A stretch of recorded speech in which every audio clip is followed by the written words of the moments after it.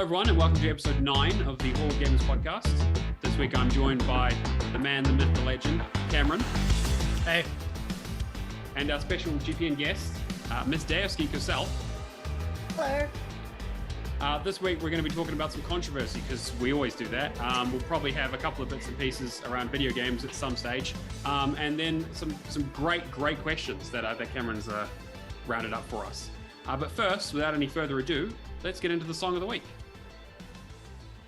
Every game you play, every plan you make, every record you break, every boost you take, I'm watching you. Every challenge you stake, every list you make, every Chivo break, every fight you take, I'm watching you. Oh, I can see it belongs to me. The leaderboard shakes with every place we take. All right, so song of the week should be a nice, easy one. Ms. Geek, did you get a chance to listen to it? No, not the whole thing. No. No worries, Cameron. Yeah, I'm imagining you. I mean, you always get song of the week, Look, right? This is one that I actually know. Okay, all right. Saying that I'll let our community guess. No, I'm kidding. I actually know this one. So it's The Police, and it's Every Breath You Take. It is Every Breath You Take. Yes. That one's dedicated to one Mephisto, friend of the show, who's just this week thrown down the gauntlet. I'll talk a little bit about more about that when we get to what I've been playing. But good job, Cameron. Nailed it. Thank you. What, the intro where I completely screwed everything up? Oh, it's fine. Don't worry about it. It's all editable. All right, let's get into the rest of the housekeeping then. Discord. We've got the Discord. Discord.io/GPNGG is where you can come hang out with us and other members of the GPN community. If you don't know what Discord is, it's basically a big chat room with the various channels for different topics. So we've got a section just for Hall of Gamers where we talk about the show. We've also got stuff for our competitions. But, if you want to talk about anime or video games or music or post your food stuff or just some of the worst worst memes you've ever seen, like it's a bit of everything in there. We're just basically professional shit posters at this point. We've also got our Twitch, which I hope you're watching on right now. GPN Hall of Gamers. We go live every Friday evening at this time, which is 6:30 p.m. Australian Eastern Standard Time, 8:30 for me in New Zealand. If you don't know what that is in your time, use Google and work it out. We've also got our Patreon, GPN, a Hall of Gamers. If you don't know what Patreon is, it's basically a place where you can give us a bit of money on an ongoing basis, so we can afford to do the show, pay for platforming and distribution, run some contests, and also replace some of our equipment when it gets broken and moves. Cameron? Yep. We've also got our Patreon. It's all just hardware. It's always the hardware that mucks up on me. Saying that. You've got your new boom arm now, right? I got my new boom arm, which is nice, and you don't move it though, because you've got your audio set up quite nicely now. But you can just believe them. We've also got our Patreon contest. Cameron, do you want to run through what that is? Okay, so our Patreon contest is based around the community. So how it works is, if you're a Patreon member, you can put a vote in. We pick 3 really good games that are coming out or have just released either this month or the previous month. We put a poll up, you guys vote for it, and then if you win, if you get your name drawn out, you get to win the winning game. So at the moment, I think Song of Iron's winning by 5 votes. Yeah, look, and to be fair, that does look like the best one out of those 3. Yeah. That's the one I would pick. The other 2 are how did I say? Kidiari Fables, and The Big Con. Big Con I played. You played that last week, right? Played a little bit. It's pretty interesting. The 90s art style is amazing. We've also got our word challenge, everyone's favorite competition, where I pick a game loaded into the gift bot on the Discord, and then you guys have to guess what it is in the channel. Make sure you put the exact title in, only one guess at a time, otherwise it doesn't work. But basically, if you get it right, you get the gift comes up and you win $20. Simple as that. So I also go with some very unhelpful clues. So last week, the clue was that the game had an alliterative title. which I know some people who aren't linguistics majors had to look up or ask Charmander, our resident linguistics major. This week I'm going to be a little bit kinder, but not by much. This game has a walkthrough on true achievements. That I know that doesn't sound like it narrows it down a lot, but if you put those two clues together, you'll probably come across it quite quickly. I would advise that you get in quick and start guessing, because I can see that Cobra Todd is guessing literally every hour he's able to, because he really wants that $20. I'll give you guys another clue next week, which will almost basically give it away. We're getting towards the middle of the month now, and I'll be a little bit disappointed if people don't get it this week, actually. But who knows? Knowing us, they'll probably guess it midstream, like they did last month. Yeah, it'll be Todd. Todd will start. Yeah, it'll be Todd. Somebody. Yeah, exactly. Todd will just snipe it as always. Where's Mr. J Black? He used to be in there getting those. Need to rock him up. Yep. Anyway, I think that's pretty much the housekeeping out of the way. Cameron, do you have anything else? No, that should be all the major stuff. I will actually. Sorry, yes. I will be doing another co-op competition probably in October. I'm trying to think of a horror co-op, but nothing's really coming to mind. Back for Blood, who knows? Good. All right, well, let's get into talking to our guest here, who's been patiently waiting while we go through all the administration bullshit. Apologies, I don't know why we structured the show like that. I just want to get all the boring stuff. We need to change it up. We really do. It's like she's just waiting here for an interview for the first 10 minutes. Yeah, that's why. Yeah, just showed up nice and early, ready to go. No, you guys structured it really well. Get all the stuff out of the way first, which is great. We're gonna reel Now's in. all the fun stuff. We're just like, hey, do you want to win $20? Cool. Yeah, exactly. Well, exactly. Yeah, we've got to incentivize them to listen to the rest of the show. I really should put the clue at the end of the show. So Cameron, do you want to do the honors of the interview questions? Oh, you want me to start? Yeah, go for it. Cool. See, I said you to start first. Okay, that's fine. How I wrote it. Fine. That's fine. You always do this to me, and it's just like, oh, cool. Just like, oh, can you send the interview questions? Okay, can you do this? Sure. So, Miss Deus Geek, can you tell us a little bit about yourself? Sure. Okay. Well, I am not a true achievements hunter or achievement hunter, trophy hunter, however you want to call it. I'm actually really bad at games, so please us too. excuse That me. Works out well. That's great. It's all just bashing your head against the wall until you get there. So I understand. Yeah, that's pretty much my gaming style. Yeah. I guess I'm just, a really big Xbox fan. I've been all about Xbox for the last 6 years. Fun fact, my first ever console was a PlayStation that could take cartridges, which is interesting. Whoa, before you, whoa. No, we're not moving on from that. Okay, wait. So you're talking about like a PlayStation that could take cartridges? Are you talking about? The only one I can think of is that is the Sony Nintendo hybrid. Yeah, that was a prototype. I mean, so would you? Because bit of gaming history, yeah. Wasn't the story that Nintendo and Sony were going to partner up to release an exclusive console? There was prototypes, and I'm pretty sure they only just leaked in the last few years. There's a few of them around. So I know this is impolite, but how old are you? How did you have this machine? What did you sneak into a lab as a child?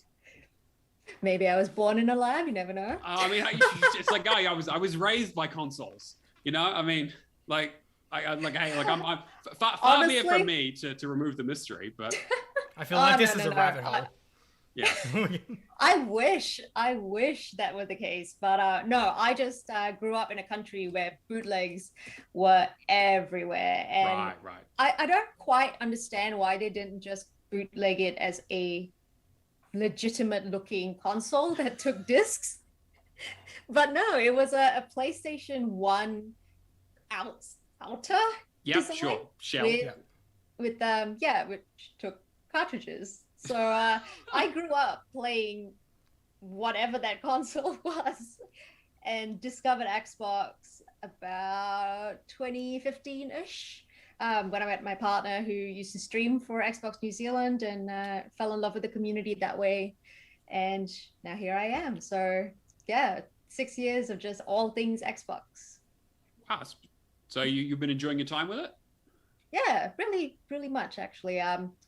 I may not play as many games as I would like, but for me, Xbox is it's more than just a platform. It's more than just a console. It's almost a ecosystem, especially now with like, cloud gaming and Game Pass and all the bits and pieces that Xbox is working on. But it's also the community side of it. And I think for me, I just really love it so much because of the community and what Xbox stands for in terms of the accessibility, diversity, just making sure that gaming is accessible to everyone. And so, yeah, I think, one way to ever buy my loyalty is just making sure you're doing the right thing for the people. And I'm sold. Okay, we definitely shouldn't have brought her on the show, Cameron. I don't know what that's just seriously, you really should have warned me, mate. No, that's way too nice.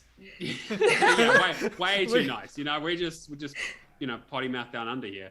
That's okay. I mean, I got to add a little bit of flavor to the mix, right? Oh, exactly, right. Yeah, we got to boost our credibility somehow.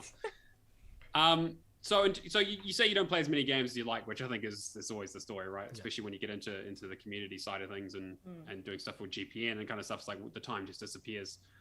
For the games you do play, what kind of games do you enjoy? Like, do you have a sort of set genres or series that you're really into, or is it just kind of a grab bag? Typically, it's more story-based and action-adventure type games. So games that I can really sort of sink my entire being into.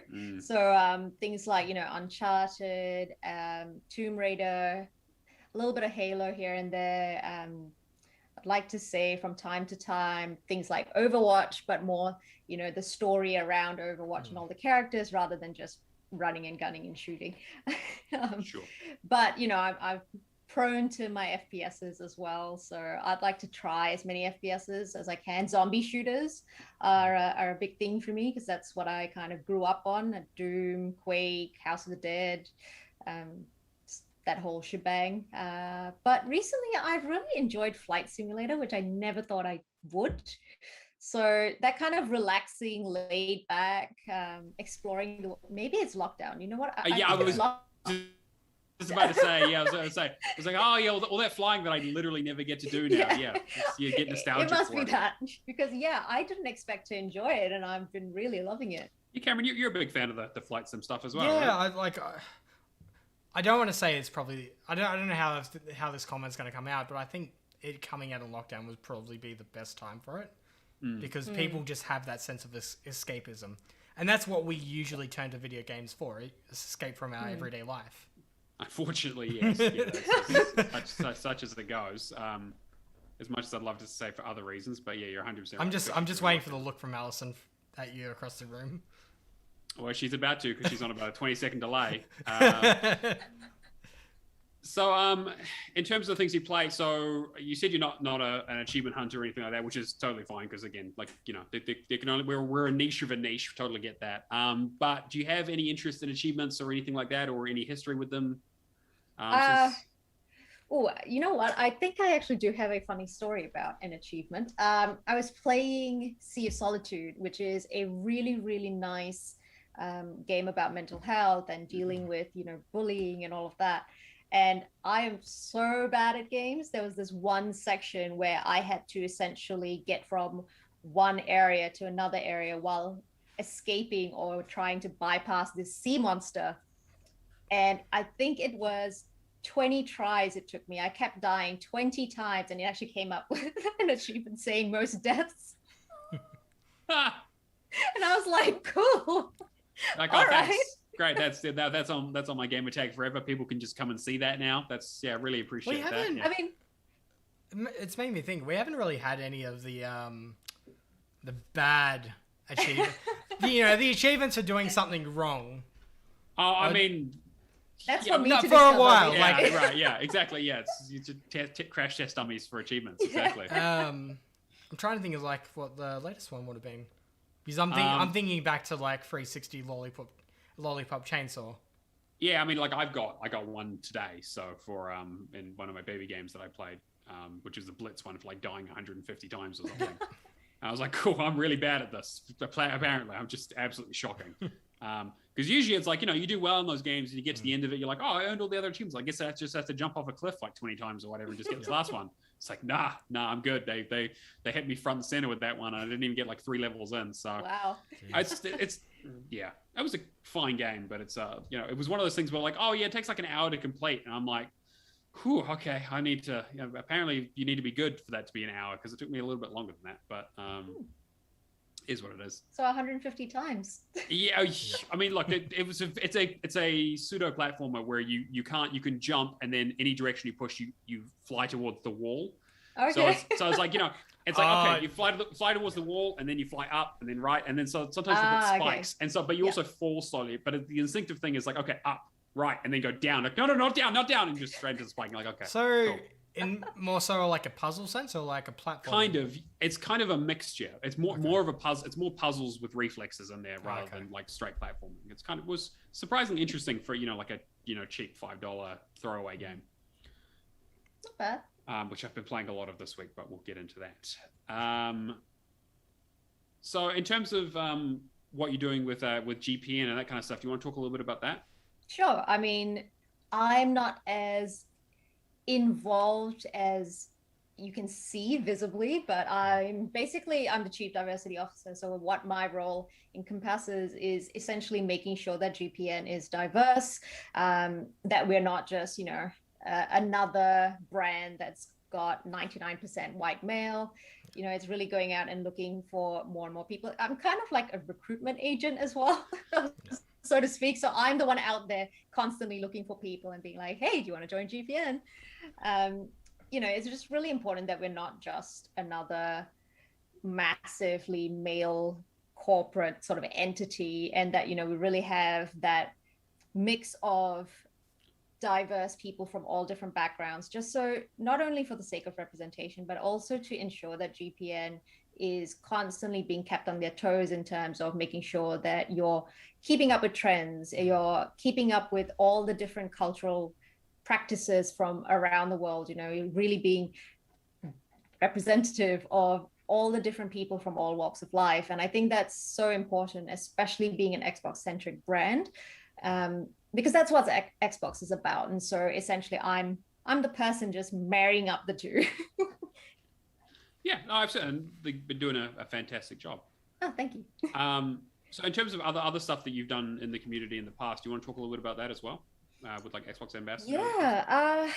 Gosh, it feels like I've kind of been all over because I'm at that point in time now where it's like, well, what more can I do? Because I've kind of done, not to toot my own horn, but I've done everything that I can do. Toot away. That's what plug, toot, do whatever you want. Just go for it.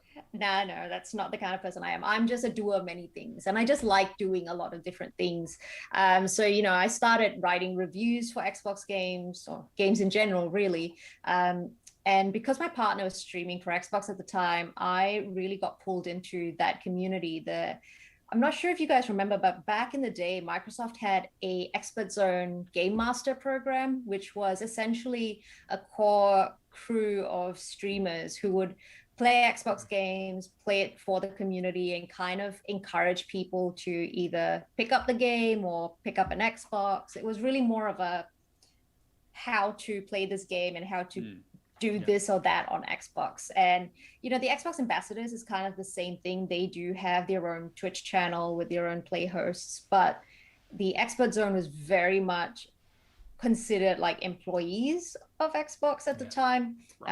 So I started doing that as well, and I think that's where I was really, really in the community. I got to actually talk to all of these Xbox gamers, and because I essentially had to sell what I'm playing, I had to believe in what I was, talking about as well. And I think that's where I started to really develop that love for Xbox, because I was, really seeing what they were doing from behind the scenes. And obviously we got a lot of insight into what the new games were, what new products were. We got to test them all first. So it was really cool. And once the Expert Zone program shut down, I just went all into the ambassador program, mostly because there were just a lot of people who had a lot of unanswered questions when it comes to like support. And I know Xbox support officially do so much, and they just have so many questions to answer. So as ambassadors, one of the things you do is you sit on forums, you answer questions, and you earn rewards and points and things like that. And it was actually really rewarding because I used to think I asked a lot of silly questions. It was nice to see other people ask similar questions as well.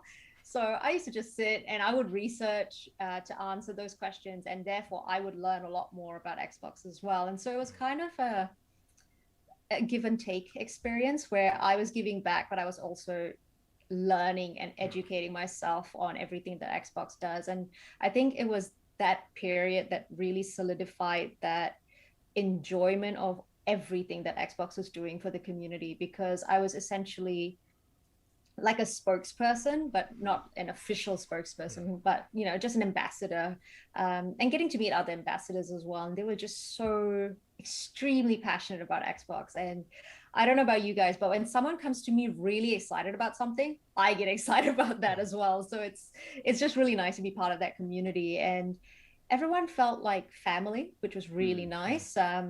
They didn't care that, I'm a woman of color, that I'm all the way down in, Oceania, that, I barely ever played on an Xbox because I only had an Xbox One at the time.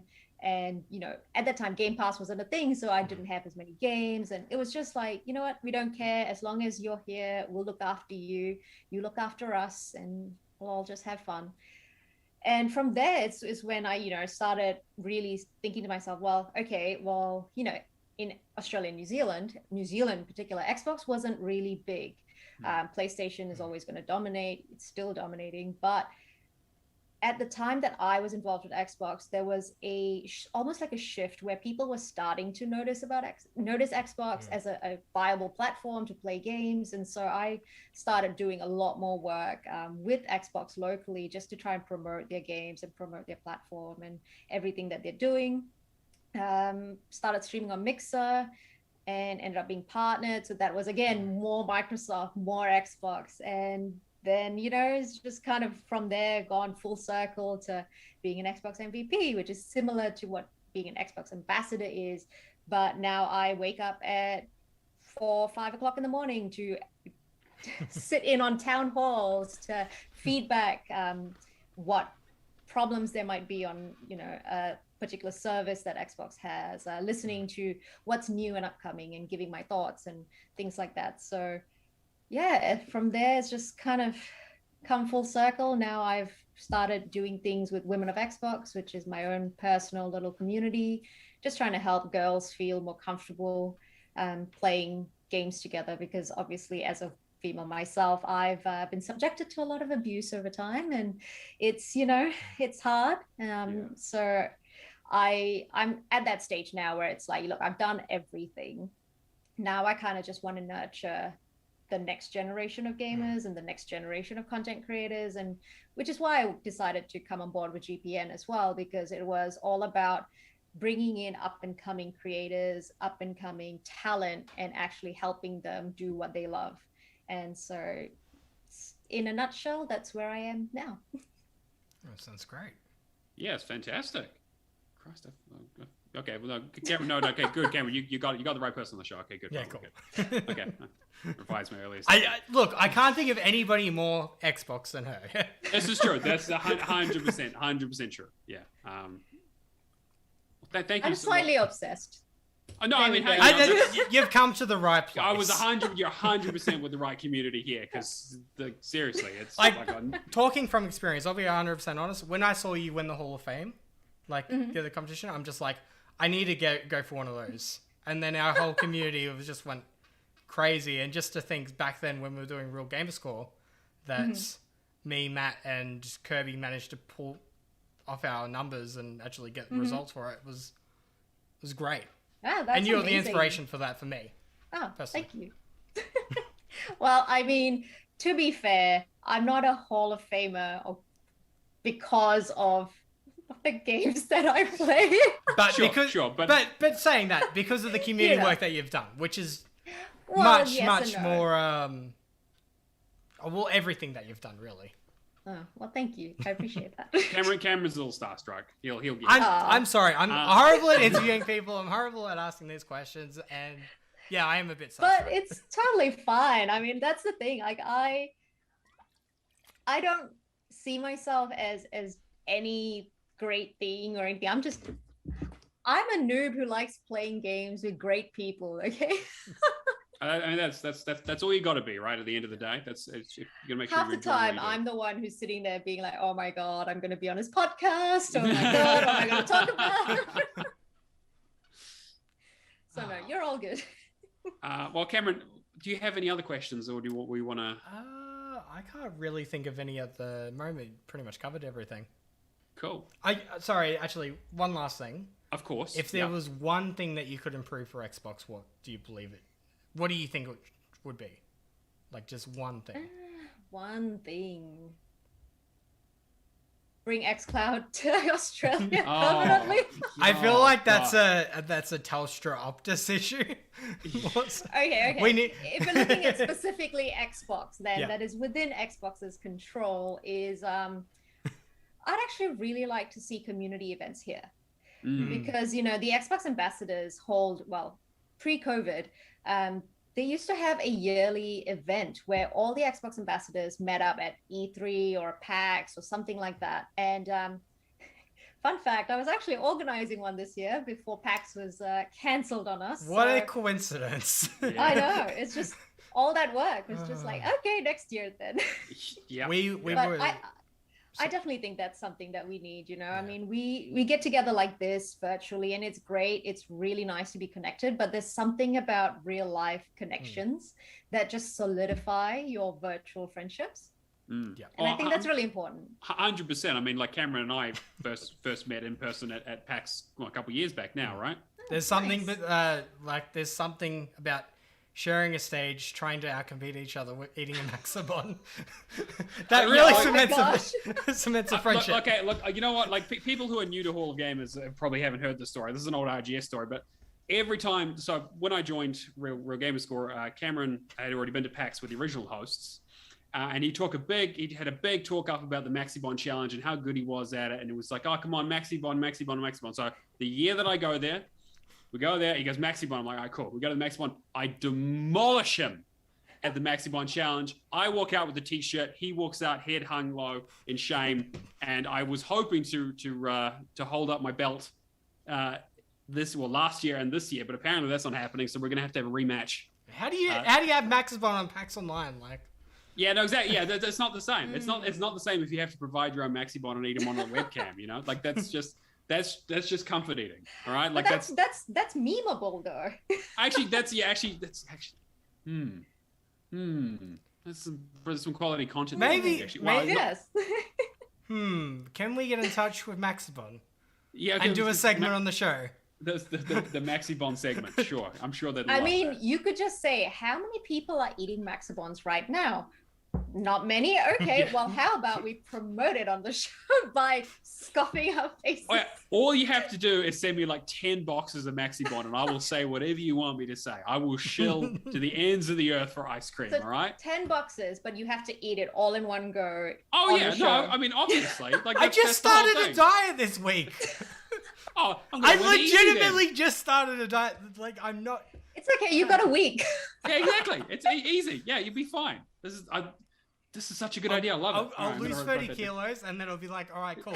Put it all back on. Maximum.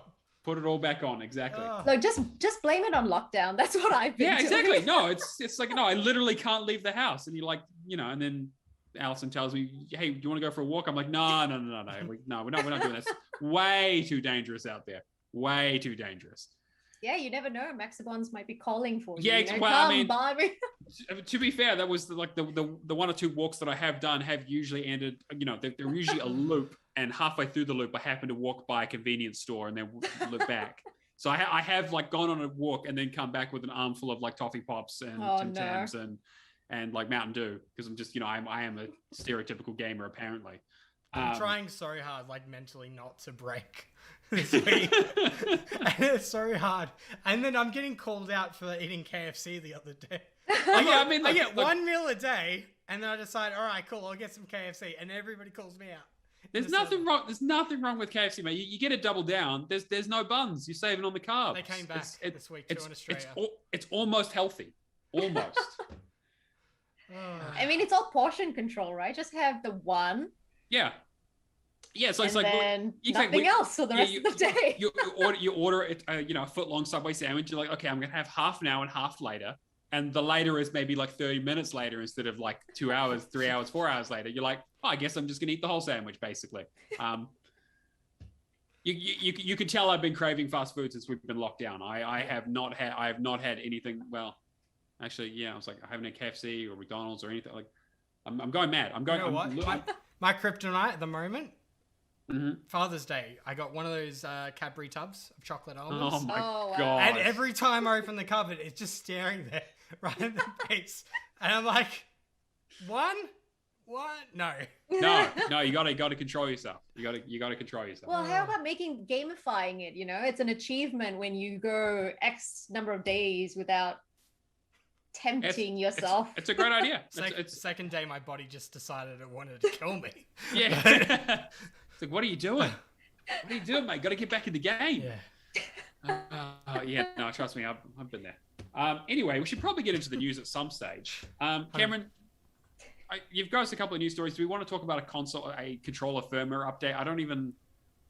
All right, cool. We'll start with that one then. I messed up the order. We just blow. That's fine. Just blow through. What do we got? All right, where's it gone?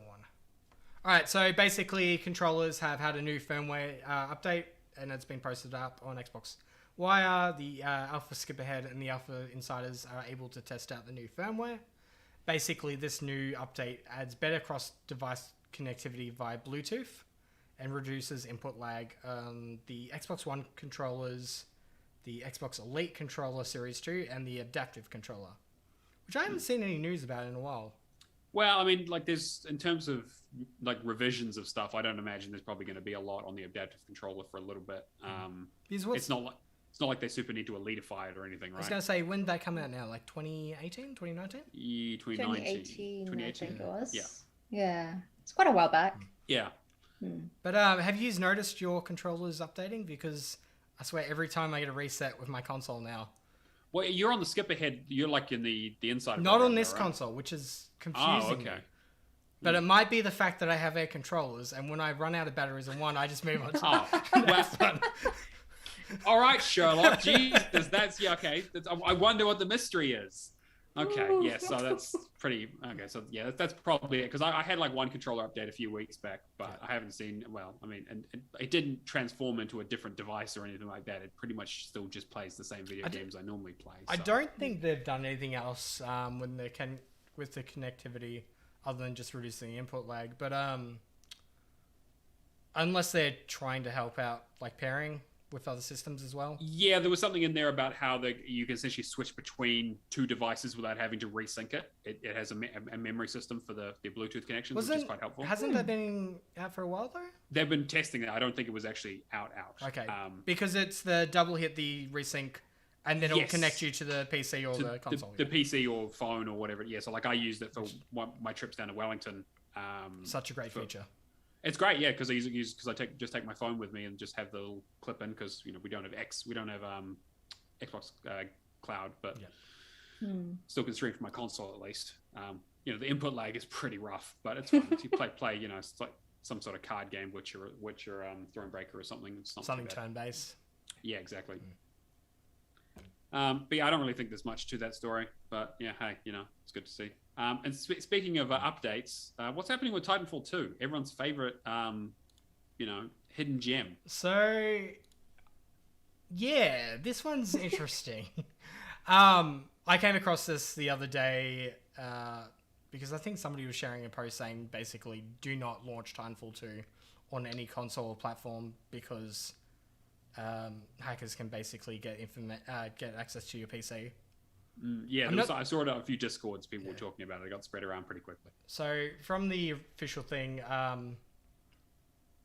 so Titanfall 2 had been compromised due to a critical flaw. Sorry, it's said to be compromised due to a critical flaw in the security. According to a blog post by Blue Ghost, as tweeted by the Titanfall Forever account. Therefore, this is not gospel. This is coming from TA. Someone discovered a temporary file that Titanfall origin houses for game invites had a size cap. If the username of a person who invited you is larger than the size cap, it started overriding other save files to save that name. Your computer starts treating it as an executable code instead of a username, and they can edit other files on your computer. Oh, Jesus. Okay. All right. So apparently it's been fixed though, right? They've I think they were still investigating it. Okay, cool. Well, I mean, I wasn't rushing back to Titanfall 2, but I mean, like, to be fair, it is fantastic FPS, but... I'm just going off from memory here, so don't take this as gospel, but I think it was back on Father's Day in the States that Apex completely went down too because hackers were messing around with code and... Yeah. I feel like Respawn, like with Titanfall 2 and Apex, hasn't really catched a break over the last few months. No, well, not. I mean, you have an online game, and I suppose it's always the risk, right? I see Kiku in the chat there just said apparently the guy who showed EA how to fix it was the guy who hacked it in the first place. So, I mean, again, I don't know how true that is because... Wait, the good guy hacker trying to get a job story, or... I mean... Maybe he wants a job in marketing. We're all about creating problems and then creating solutions for them. Fuck on. I need to be careful. My boss listens to this. Have you heard about gambling? No. Saying that, like, I mean, there's been cases in the past where hackers have been beneficial, like GTA 5 reducing the load screen time. Wasn't that in the... Well, that was a more of a mod, I think. But yeah, you're talking about the GTA Online stuff. Yeah, and then they implemented that. Yeah. Just like, all right, cool. You actually like fixed the problem for us. We'll hire you. I mean, hey, it's one way to find talent, I suppose. Yeah. I don't know. Yeah. That basically Respawn came out and said we do not believe there are any more serious risks to affected players on their machines. Right. Okay. So, good, yeah. Kiku in the chat says that apparently the hackers were hacking Titanfall 2 with no repercussions, so they decided to hack Apex as well to show that EA weren't doing enough to secure things. Which I was like, I don't know if that's the I mean, that's one squeaky wheel and all that sort of stuff, but not really a great way to garner people to your course. Yeah, right? Leave Respawn alone. They're a good studio. Yeah, I don't know. If you, I'm just a massive fan of Titanfall though. And Titanfall's great. Miss Geek, you played any, I don't know, because you play a fair amount of FPS, right? Mm-hmm. I played a little bit, yeah. I think Titanfall 2 is one of those must-play FPSs for people, because it's like it is in terms of even just like the single-player stuff, because I mean, I don't play well with others, but... I mean, Titanfall 1, avoid. Yeah, exactly. Avoid Titanfall 1, but Titanfall 2 is just top. Yeah. All right. I love all of them. I think Titanfall 1 was amazing. No, it's okay. It was good. It was like, to me, it was back in that 2014 stage where we got like Destiny, and I actually liked the original Destiny, and this was before I think everything started becoming backwards compatible in 2015. Yeah, because they released it on 360 on the 360 and the Xbox One as well. Those were some of the good games that were like the calm before the storm for me. Fair. Well, because you got really into achievement hunting around that time, right? That was... Yeah, I think 2013, 2014, I maxed out 100k. 2015, when they had backwards compatibility, it was just crazy. Start doing like 150 to 200,000 a year. Wow. Still nuts, yeah. That's more recent though. Like back then, it would have been like 50 to 100. Well, yeah. Nowadays, it's like, well, I mean, we'll talk about it, but yeah, nowadays, 5K it's update. Hey, 5K update to a game, or here's easy, 10 games you can finish in an hour. You're like, okay, cool. That's a great use of my time. Achievement hunting is not glamorous anymore, unfortunately. I don't know if it ever was, but it certainly isn't now. Only on PlayStation, right? Because you get a cool trophy. See that, yeah. And so we bitch and moan about this all the time, but that's the one. We need some sort of like platinum trophy equivalent to be like, hey, just to be like, hey, you walk into the room, you're like, I've got like 1,000 of these things. Not a big deal. Don't worry about it. And it's like all those time you spend, it's not a waste, because look at this Yeah, absolutely. Paperweight. Yeah, exactly. Really want something like in the 360, getting achievements, getting avatar items, stuff like that. Such a simple thing to push people to do it. Yeah, but I guess the thing is that's extra on the devs, right? And because Xbox isn't the dominant platform for most developers at the moment, it can be a bit of a hard ask for extra features on an Xbox that won't be on a PlayStation. See, the reality that we live in, back in the other horse. Not that I mind, but yeah. Sony pony, yes. I'm only saying that for CJ, you know that. Yeah, well, I got a nice message from CJ actually today saying, "It's good to see you back on the trash, mate." And I said, "Cheers. This is exactly how I want to be spending my time, playing some of the the shortest, worst games I've ever seen in my entire life." They can't all be that bad. No, most of them were okay, but the one with the dinosaurs was very strange. I feel like there's been some decent ones lately. Yeah, it's not too bad. It's good. Do you want to talk? Yeah, let's talk about Alan Wake because I want to. Okay, cool. I want to geek out about this a little bit. Yeah. So there was some leak stuff earlier this week that there was going to be an Alan Wake remaster coming out for the PlayStation and the Xbox, and so they confirmed it today, I believe. Was it confirmed during the Sony show? Yeah, so Sony did a show today. A lot of really interesting stuff on there that I'm super excited for. But they also confirmed. PS5. Yeah, exactly. Yeah, that's going to be the thing. Is I'm surprised they didn't say, hey, also, asterisks if you can purchase the console that the game was intended for. Well, I think that's why all the games are coming out in 2023 because that's literally you'll be able to get them in a bundle with the only consoles available. So I think they've got it down to a science. I think. So Remedy's basically come out and said, hey, we're going to be doing Alan Wake Remastered, and it's coming out like in October. October 5th, off the top of my head. Yeah, which is that's really soon. Less than 4 weeks. Can I just say, the first thing that I noticed with it, when I was looking at the pricing, $31 in Australia. That's a good deal. Canadian's like $30. I think US is $30.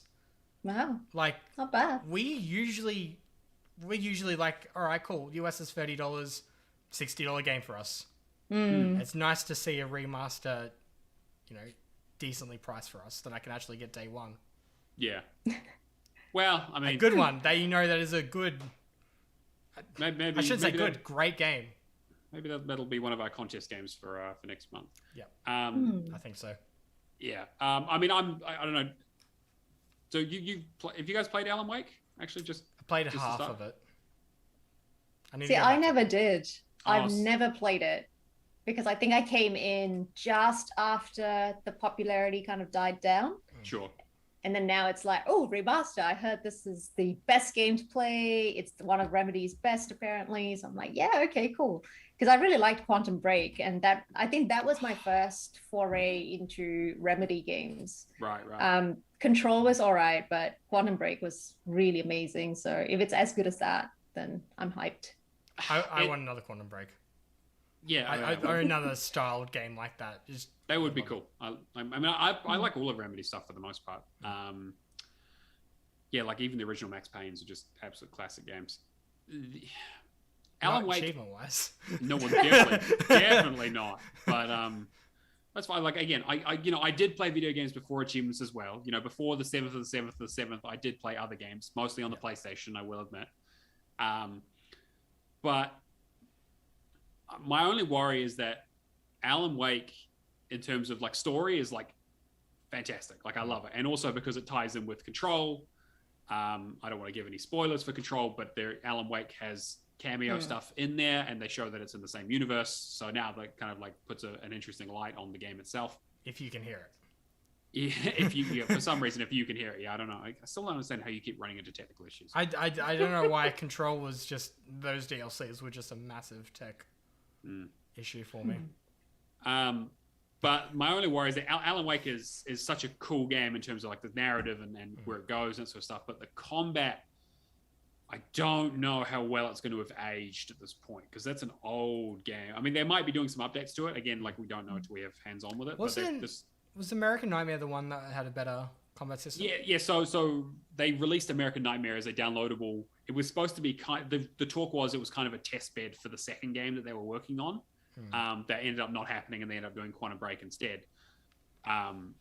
But yeah, they had like a slightly improved combat system. So I'm hoping that they might maybe roll it into it. But then again, that might be too much work for like a remaster as opposed to like a full-on remake. Because it is only a couple of generations old. So, I mean, it's apparently going to have 4K visuals, though. It's going to include the DLC, and they're going to include an extra commentary track from Sam Lake, the creative director. Which is cool. He's the guy who plays Alan Wake, and he's also... he plays, was it Dr. Darling in Control? Yeah. Which I love it. He camps it up so much. And then just that last video that you see of him, I won't spoil it, but there involves a guitar, and it's absolutely incredible. Oh, if you haven't seen the video, you need to get to the end of Control and just watch it. Or just look it up online. It doesn't even matter. It's still hilarious. But yeah, I'm really, really excited. I'll probably pick this up or I mean, it's the kind of thing that probably will come to Game Pass at some stage.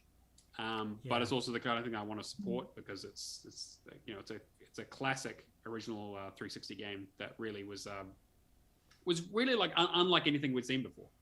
So going back to the events of Control, the DLC and that, likelihood of a sequel? Okay. I think this is basically buttering up the PlayStation side. I'm trying to be a little bit careful about how I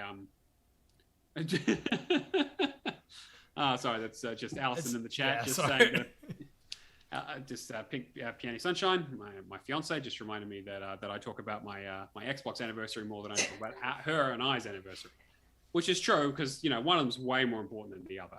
Allison, I've said it before. I will say it again. You need to make sure that you're getting married on the 7th. Just. I mean, if you want it to be your date, then you're gonna have to take it. To be fair, it was her idea. She was like, "Yeah, let's just get married on the same day that like we have like our getting together anniversary, so I don't have to remember 2 different dates." So I don't want to hear it. All right, I don't want to hear about this. I'm gonna completely throw her under the bus because that's just unbelievably calling me out on my own show. See, I have got a valid point. Yes.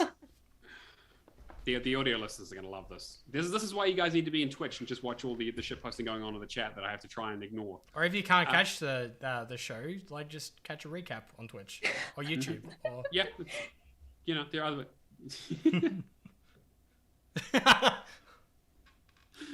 See, I know everything about romance. My name is an anagram of romance. Now, if you don't know what an anagram is, talk to Charlotte. Yeah, exactly. We'll talk to Charlotte. I'll use that. I'll use that for my next clue for word challenge for next week.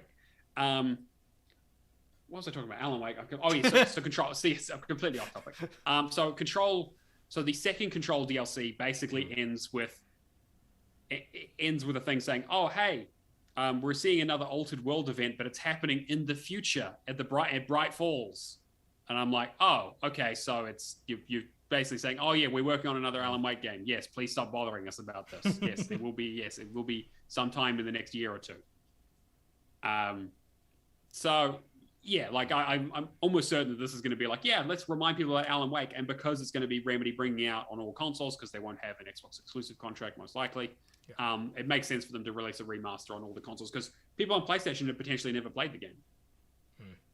So, I mean, I encourage anyone who's got a PlayStation or an Xbox to pick this up when it comes out because I absolutely love it. My main thing is I'm wondering whether they're still going to have all the Energizer batteries everywhere because that was I remember they had this was during the period where they had like weird product placement in video games. So every battery that you pick up for your flashlight was an Energizer, and like there were like Verizon billboards all over the place and stuff, which is funny because your cell reception didn't work and the batteries ran out of juice in about 5 seconds. So I don't know if that quite went the way they wanted it to.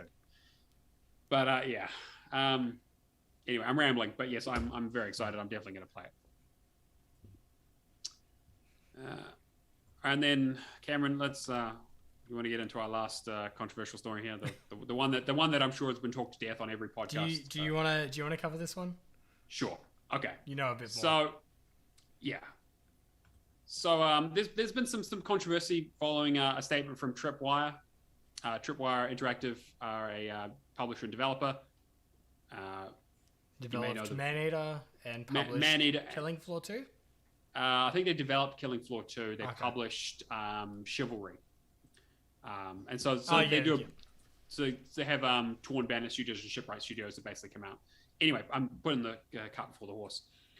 Basically, their CEO at the time and one of their owners, John Gibson, basically came out saying that he was proud of what the U.S. Supreme Court did about the Texas abortion law, which, you know, we won't get into it, but we'll just say that he got called out by literally every single person who read the tweet, I'm pretty sure. I haven't seen a ratio like this in quite a while. I mean, yeah, personally, I'm quite happy that he did get called out for that, because it's you know, a pretty horrific thing to say.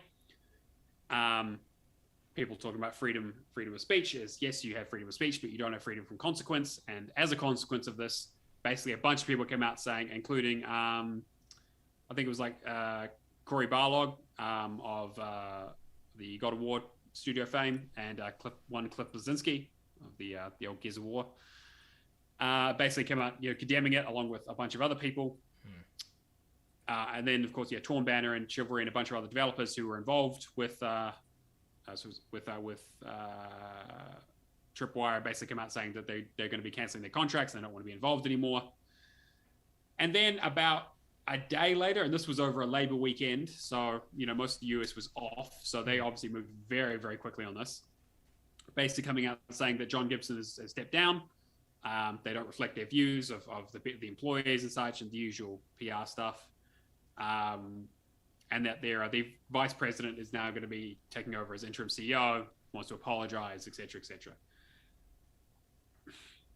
I mean, I don't know. It's more just, I just kind of wanted to say fuck this guy, and just kind of like, just, you know, publicly, because you know, like, I just don't want to have any kind of support for that kind of behavior. My main worry though is that, you know, he's still, like, he stepped down as CEO, but, you know, he's still an owner of the company. He's still on the board and stuff. Like, he's still embedded. He's still embedded in the company. Like, it's not like they kicked him out or anything like that. It was more just like, my worry is that this is like we need to get this PR nightmare taken care of, and we'll just sweep it under the rug, and then after a week, everyone will forget about it, which is probably, unfortunately, what will happen. I don't know. Does anyone want to wade into the controversy with their thoughts? I mean, just 100% the exact same thoughts. Yeah. Like, I just saw it, I'm just like, cool, so you really want to go down that path, and just... I'm just like, how... Yeah, I mean, the thing is that, like, look... I think what you said before was great. Just, like, freedom, like, sure, you got freedom of speech, but you don't have freedom from consequence. God damn it! Can't say anything right. Anyway. No, but 100% what you said before. Yeah. There's no such thing as freedom from consequence. Yeah, sure. You can do what you want. You can say what you like, but, like, if it comes back to bite you in the ass, that's really, you've only got yourself to blame. If only that applies here in Australia. Right. Yes. Yeah, that's...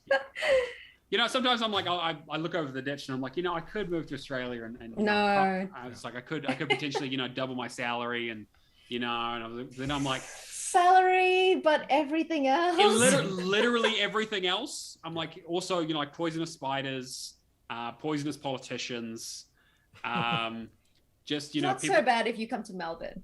Right? Yeah, it's like I love Melbourne. Like, I love Melbourne. Melbourne's great. What was that stat, Alison? What was that stat you told me about coffee drinkers in Melbourne?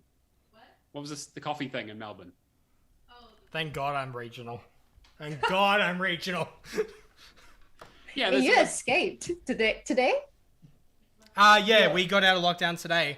I went down the street and it's basically Christmas.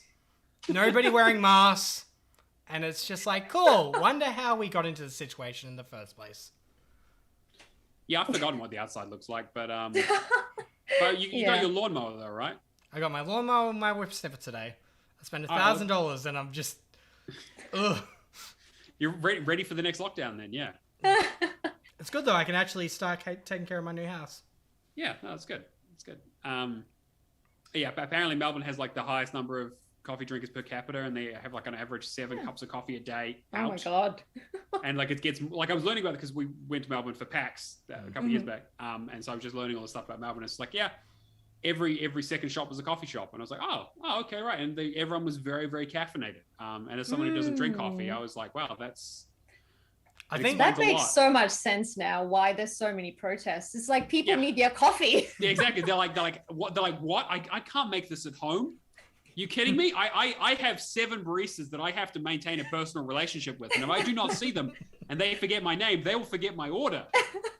And it'll be cats and dogs living together, like I just... Think about Alex. Yep. The only thing that's probably open is a French... Just calling out Alex from one of the old RGS stories, just like when we went for breakfast one day to this fancy... Sorry, you say it, Matt. I'll say it. So when we went to PAX a couple of years ago, we were like, oh, hey, we want to do some touristy stuff while we're there. So we'll just look up a few food places rather than just, going to McDonald's every day for breakfast or whatever.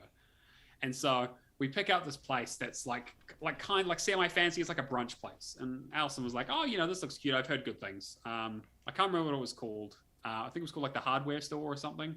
Was it like No Eggs or like, what was their book? Yeah, they had like you went in there and there was a book that they were selling called No Eggs on Toast, and I was like, oh dear, okay. And so we went there with some of our other RGS friends, one of which Alex, who was a host on the show,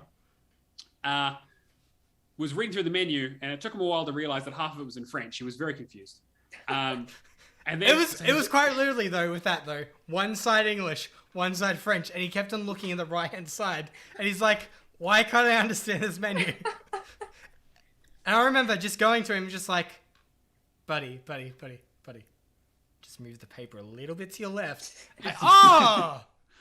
It all suddenly made sense, Oh my gosh. So that was the beginning of it. And so we're all sitting around, and we're feeling a little bit out of place. And then he's like, yeah, no, I was like, I don't know what half the stuff on this menu is. Even he's found the English part, but he still doesn't get it. And so we order a few things, and he just goes like, yeah, can I just get like a couple of sausages and like some eggs? Yeah, can I get a big brekkie? Big brekkie? And I was like, oh no, okay, all right. I should have sent the menu to him beforehand or something. But it's like, just no, like look, hey, look. I am 100% a big believer in the big brekkie. But it was just it wasn't quite the time or the place. The 5 to 10 the 5 to 10 minute conversation between him and the waitress. It was very painful. She was not getting it. Yeah, he was kind of just like trying to put his foot down, and just like, no, I don't think you understand. I need a big breakfast. It's like, do you have like hash browns? Like just like 5 of them. He's a big guy. He's a big tall. He's like 6'5". So he's like, no, I need literal some fuel for walking around the convention all day. Oh my great, gosh. One of my favorite. So it was great. This is why I want to go back to PAX. And then for dinner the previous night we ate fried chicken in the basement. So I was just highly recommended. Highly recommended. The first time I met Matt and Kirby was in a no, wait. It was the first time I met you. Yeah, it was first. It was in a basement eating fried chicken. Yep. Yeah. I mean, it was a somewhat. There were other people in the basement. We didn't just rent one out for the fried chicken. It was actually a restaurant, but it just happened to be in a basement. And I rocked up like 15 minutes before close, and I'm just like, pretty much. Cool. I've driven like 6 hours to be here. Can you just make anything? Chicken, mate. Yeah, just order some chicken, mate. Melbourne's, but yes, but to put a cap on that story, Melbourne's great. Highly recommend it. But yeah, so Tripwire is in a bit of hot water, and I just don't think that I think this is going to be the kind of thing that just gets swept under the rug, and we're like, okay, well, the person, it seems to have been punished, but I think it comes back to the conversation that we've had before on the podcast, whether separating the art from the artist, and just I don't know. I guess that's the question for both of you, I suppose, is that like, is this the kind of thing that would make you want to like stop playing a game from that studio? Like, where do you have a stand on that? Are you not sure? Like, is it case by case? Because like, it's like, I don't think there's a wrong answer.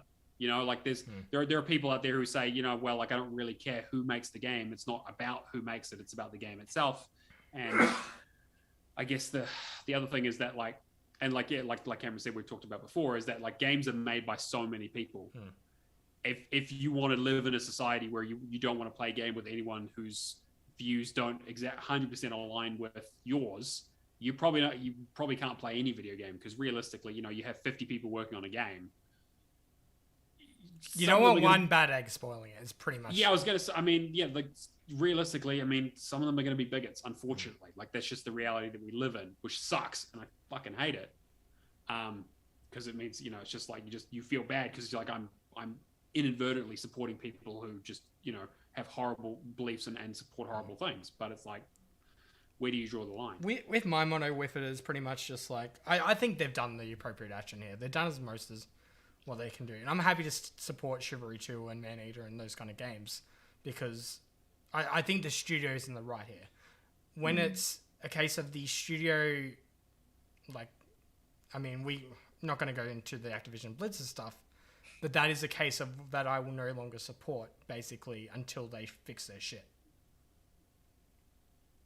Yeah, no, I think it comes down to, like, it's fine to separate people, like, especially if the studio is doing the right thing, but if the studio continues not to change their ways. Yeah, I agree. I think it'll be the same with Ubisoft too if we find out more stuff coming out in the future.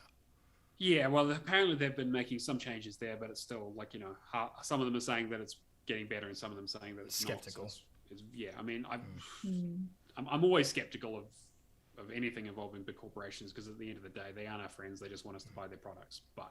But see, that's the problem with when you have the massive global team in the US and the UK and Canada, who are the perpetrators of all these issues, but then the local offices here in Australia and New Zealand, I should say just Australia, because what studios are there in New Zealand? Look, New Zealand usually isn't even on the map, let alone having an office here. You kidding me? We were trying to get someone who has has Google expertise in country and has an office here. And everyone's like, yeah, we've got like a satellite office, but all of the technical people live in Australia. They've got like a secretary and like one person who manages the office. And I was like, oh, great. Oh, fantastic. I mean, you still have a Microsoft there, so. Yeah, well, I mean, they can host a launch event here, but they can't get us a fucking server. Still waiting on xCloud. Still waiting. Not bitter or anything. They wanted an excuse to go to what is it? Fediberg? Or the Furberg, yeah. That's all that was. They just wanted Queenstown, yeah, they say they want an excuse to go to Furberger and go and ski on Cadrona. Yeah, that makes sense. Cool, we've got this console. Like, these are apparently really nice burgers. It's like the Michelin star thing all again, yeah? The fun fact I learned about the Michelin star this week, just like people originally, the tires were done so well, and people weren't traveling far enough to wear them out. So what they did was invent the Michelin star to get them to travel to these far out places. Oh, wow. Perfect marketing. Yeah, absolutely. That's all. I mean, like that's not even like a tinfoil hat thing. Like that's confirmed. So it's like, imagine all the other secret shit that's going on. But that's for my conspiracy theory podcast that I'm going to be spinning off. Make sure you wear your tinfoil hats. You guys got a game called after your national bird.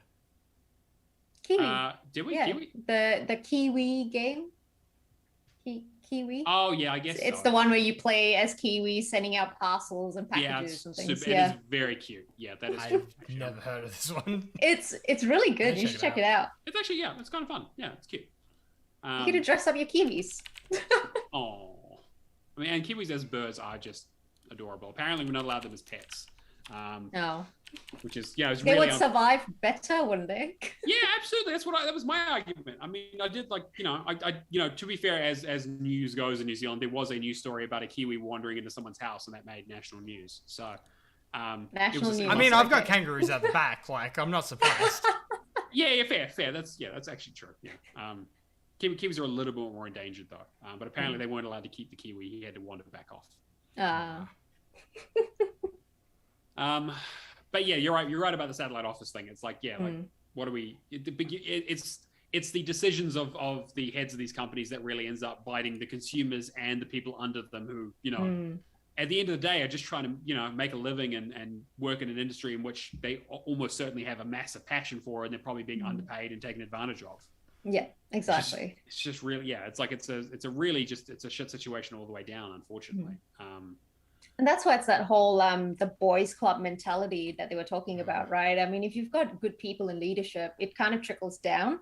But if you've got really interesting, I want to say, people right at the top, then that's going to cause an effect that's going to just spread throughout the company, and the company culture changes, which is why, you know, you really need to focus on hiring the right people straight off the bat.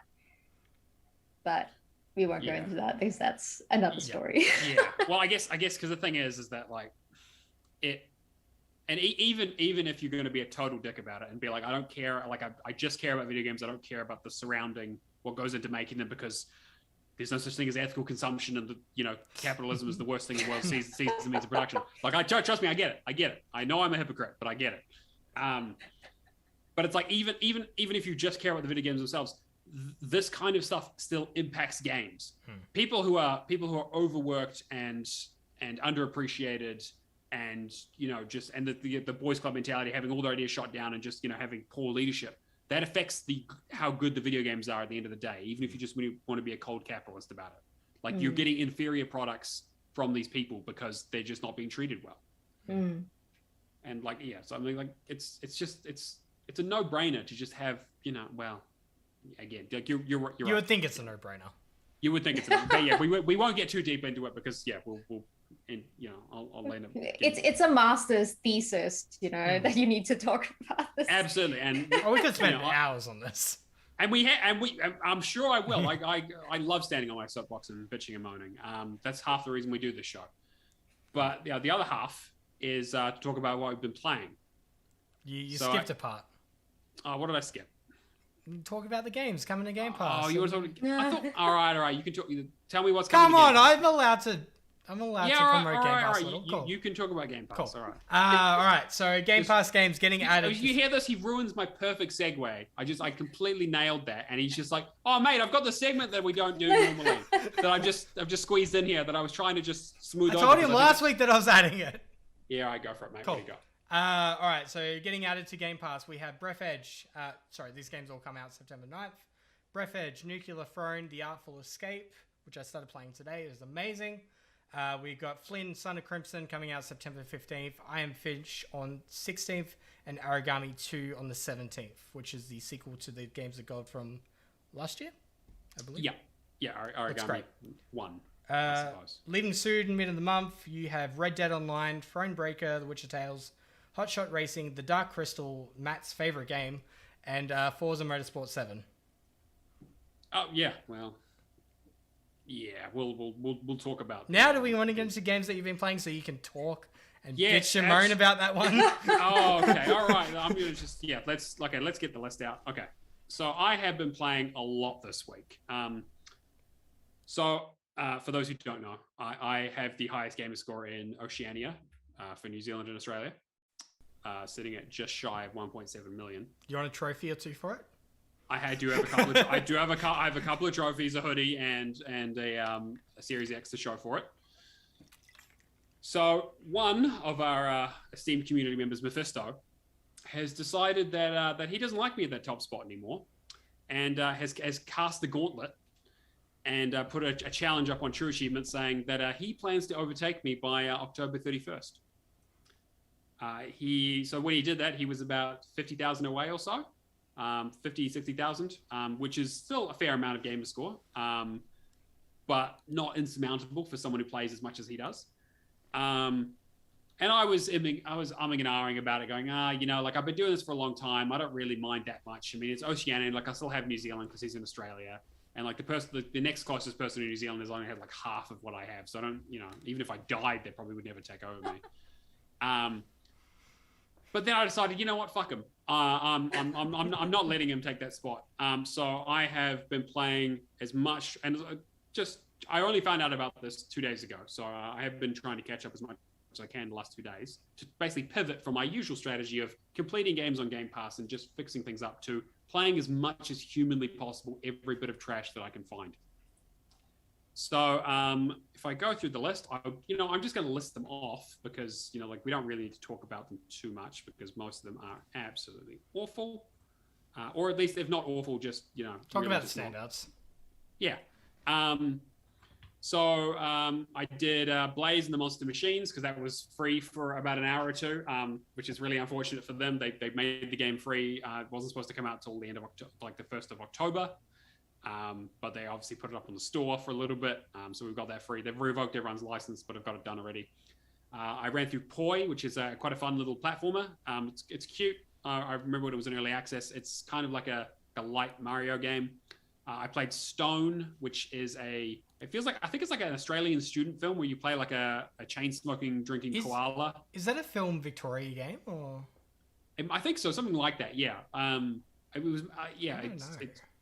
It's not that good, but it's interesting to say the least. It's interesting. It's all anthropomorphic animals, and you're basically going through your boyfriend's been kidnapped, and you're trying to find it.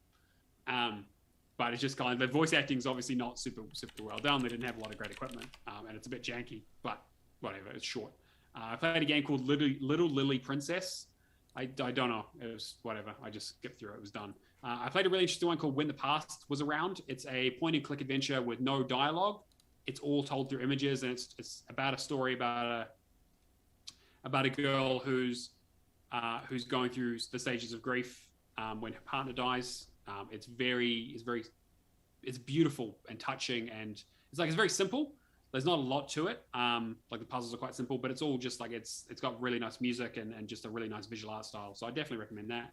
I also played Donuts and Justice, which is a trash side scroller. Retrace Memories of Death, which was it's kind of like a puzzle. It's like a top-down puzzle game where you basically replay the same day over and over from different perspectives, trying to solve like an overall. It's like Groundhog Day, but with more death. Played a bunch of visual novels, like 1, 2, 3, 4, 5, 6, 7, 8, 9 visual novels that I just skipped through. I couldn't tell you what the story was. I played a game called Whiskey Mafia, which I skipped the story of that too. It wasn't very good.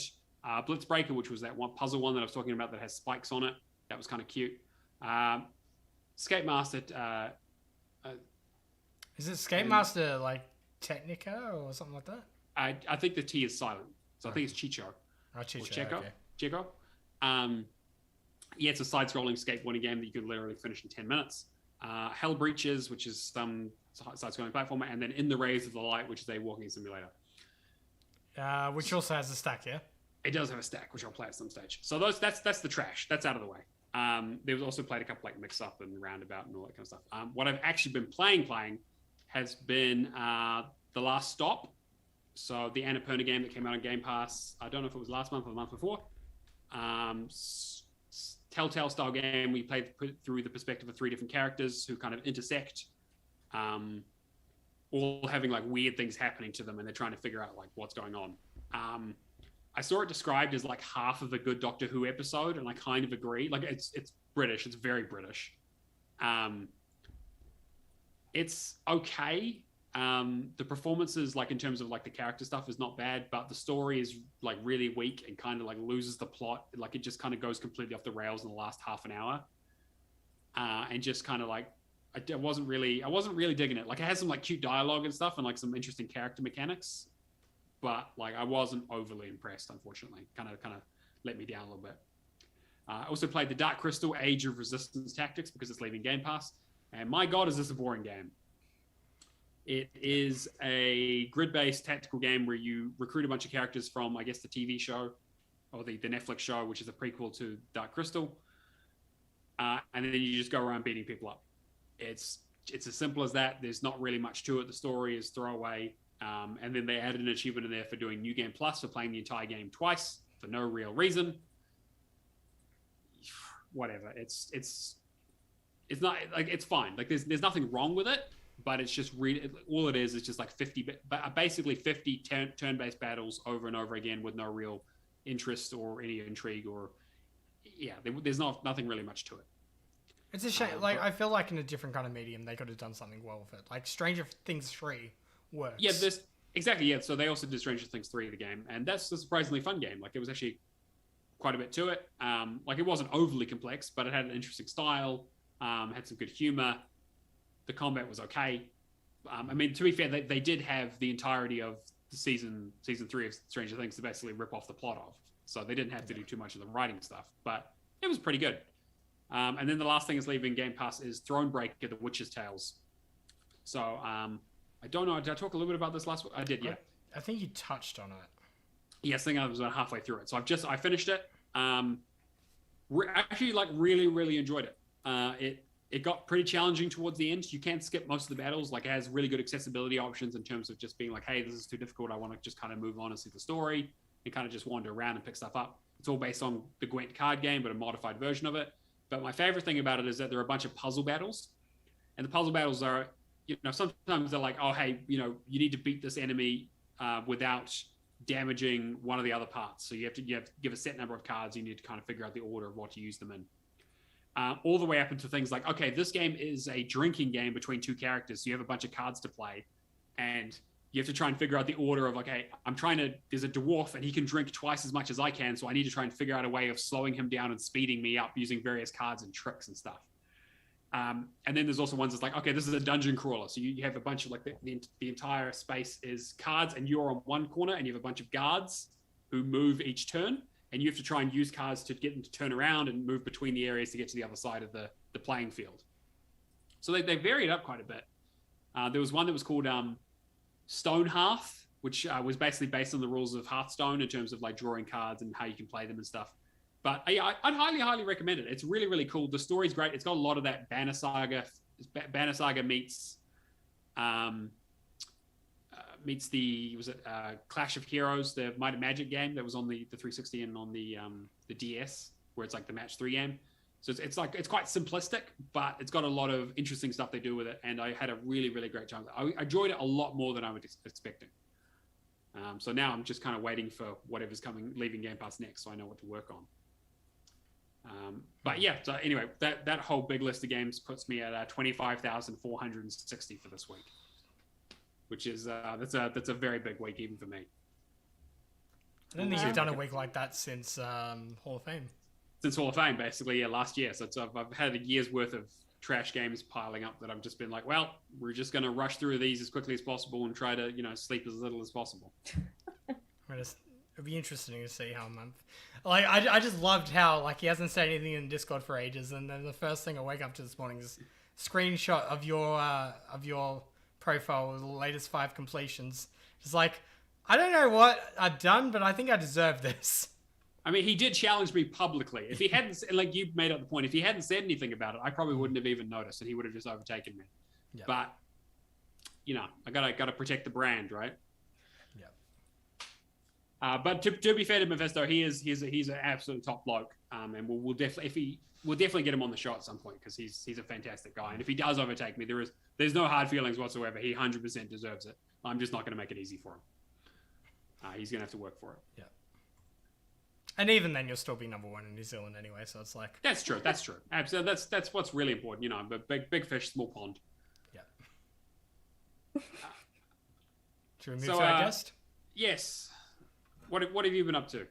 Me? Oh gosh, I haven't had any time to play any games this week, which is a nightmare. God, the last game I played was Psychonauts 2, which I still have yet to finish. What do you think about it? I really liked it, bar the opening scene, which is where you go into the mind of a dentist and everything is teeth and gums. Yep.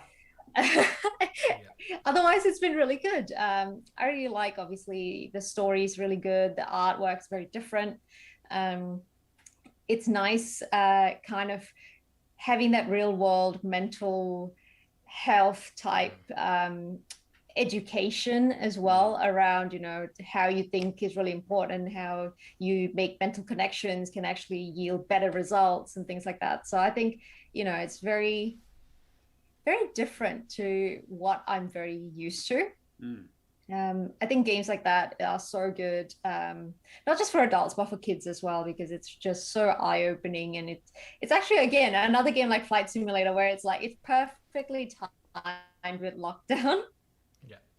Because you kind of like, I was telling my partner that when you play that game, you're stuck in lockdown, you're constantly kind of feeling cooped up and, a lot of what you think is very negative, and it's like, oh, I don't want to do this, I don't want to do that. When are we going to get out? We'll never get out. And it's all this doom and gloom. And then you play this game and it's like, hey, did you think about it this way? And you're like, So I think it's really powerful in that sense. And I really liked it for that. But I absolutely couldn't stand the first scene. Especially the bits when you're like pulling the teeth out. And can't do that. The zip with Oh no, I couldn't do that. It took me a while to realize what that zip was actually opening, and I looked at it and I was like, yeah, no, what?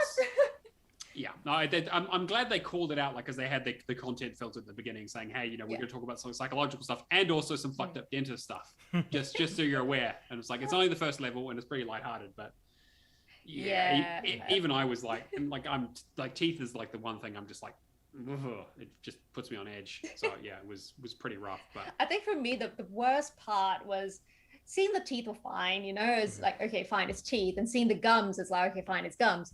But seeing like this massive hole with like the gums kind of flapping about, and you're just like, oh, why?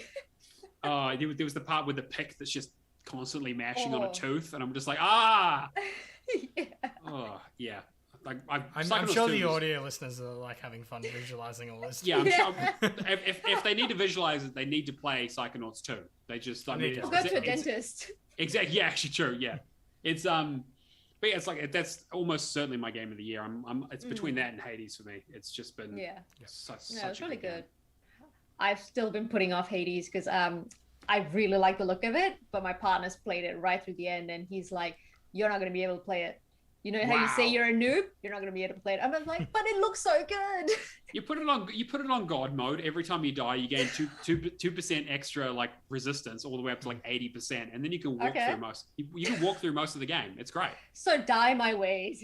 Yeah, basically, it's like every time you die, you're like, cool, that's great. I'm glad. I'm glad that I'm now 2% harder to kill. Or just do like an hour of just like, all right, cool. First enemy, die. First enemy, just run into them, just keep dying. Yeah, I don't quite think that's how they meant for it to be played, but hey, you know, play it your way. That's the wait, 80%. Yeah, exactly. I might discover a new way of playing. Yeah, absolutely. Yeah, Hades. I still love that. It's such a clever take on God mode. Yeah. Anything else you've been playing, even just recently? Not really, to be honest. I've just been watching people play mostly. I think my partner's been playing a bit of Deathloop because he gets to review it, so that's kind of cool. I really can't believe that that's a PS5 exclusive. It's like, I know. Come on, a Bethesda title. You gotta let the Xbox gamers play this. No, it looks really good actually. Because they had a trailer for it at the PlayStation thing today, just kind of explaining a bit more. Like Isn't Ghostwire Tokyo is another exclusive, isn't it, or timed exclusive? Are they both timed? Yeah, they're both timed. They're both timed. Yeah. But it's like, imagine just going, here's a PS5 game made by Xbox Studios. Yeah, exactly. Yeah, it's kind of weird to think about, but I suppose, you know, MLB the show I was gonna say on Game Pass, so I suppose they take something. It's fine. Oh well. Yeah, I'm super. As long as people are playing, right? Exactly, that's the main thing. Yeah.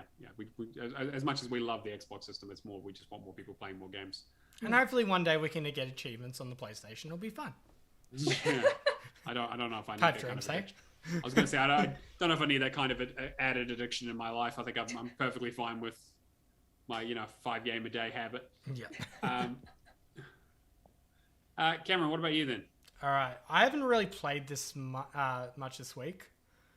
In terms of what I have played, I've done a little bit of Minecraft Dungeons, helping Brad with some achievement. It was basically, okay, like I'm massively over leveled with you. I need this for a 2-player co-op achievement. I'm just carrying you free. And I'm just like, yeah, cool. So what you're saying is stand back, get free achievements, yeah? It's like, yeah, pretty much. All right, cool. I can wait, hold on. Cameron, are you saying that you're being carried through a video game? I find this hard to believe.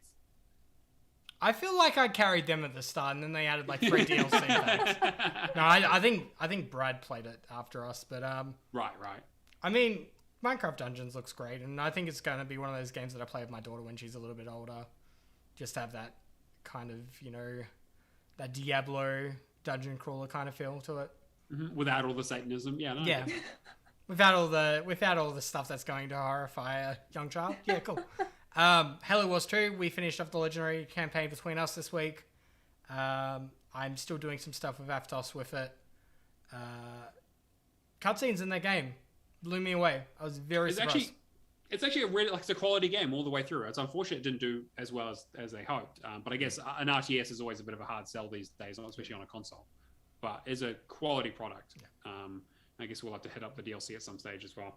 It's I think the thing I like most about it is like how simplistic it is too, which I think some reviewers were discrediting it for. But I think with an RTS on console, that's the way to go. Make it as simple as possible.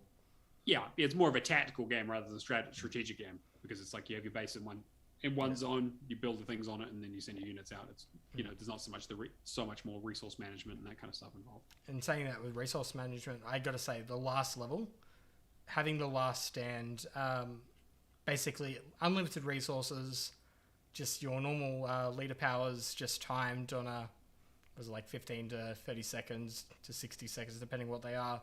Yeah, and just spawning everything in and just going. Like, it's a great way to close it out with the scarabs showing up, and you just have to hold them off with every unit you've ever seen. Yeah, it's great. They really they're a really great crescendo with the end there. Yeah, trying to think if there's anything else to add with it. Have you had a look at the DLC yet?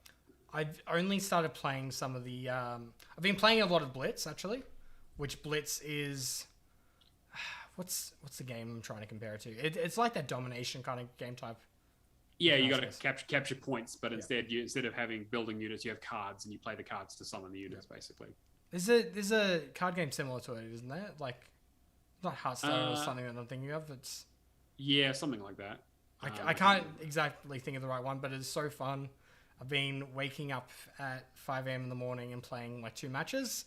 Because, of course, nobody in our time zone likes to play any multiplayer games ever when I need it, other than FPS, and that's how I have to do most of my grinding these days. That's rough, buddy. But saying that, I'm absolutely decimating, and I don't know how I've got into Platinum League for Halo Wars 2. But it's fun. Right. It's really enjoyable, and I'm only like playing 2 matches a day, so... I wish you'd showed half of that, skill while we were playing co-op. But hey, is what it is. Hey.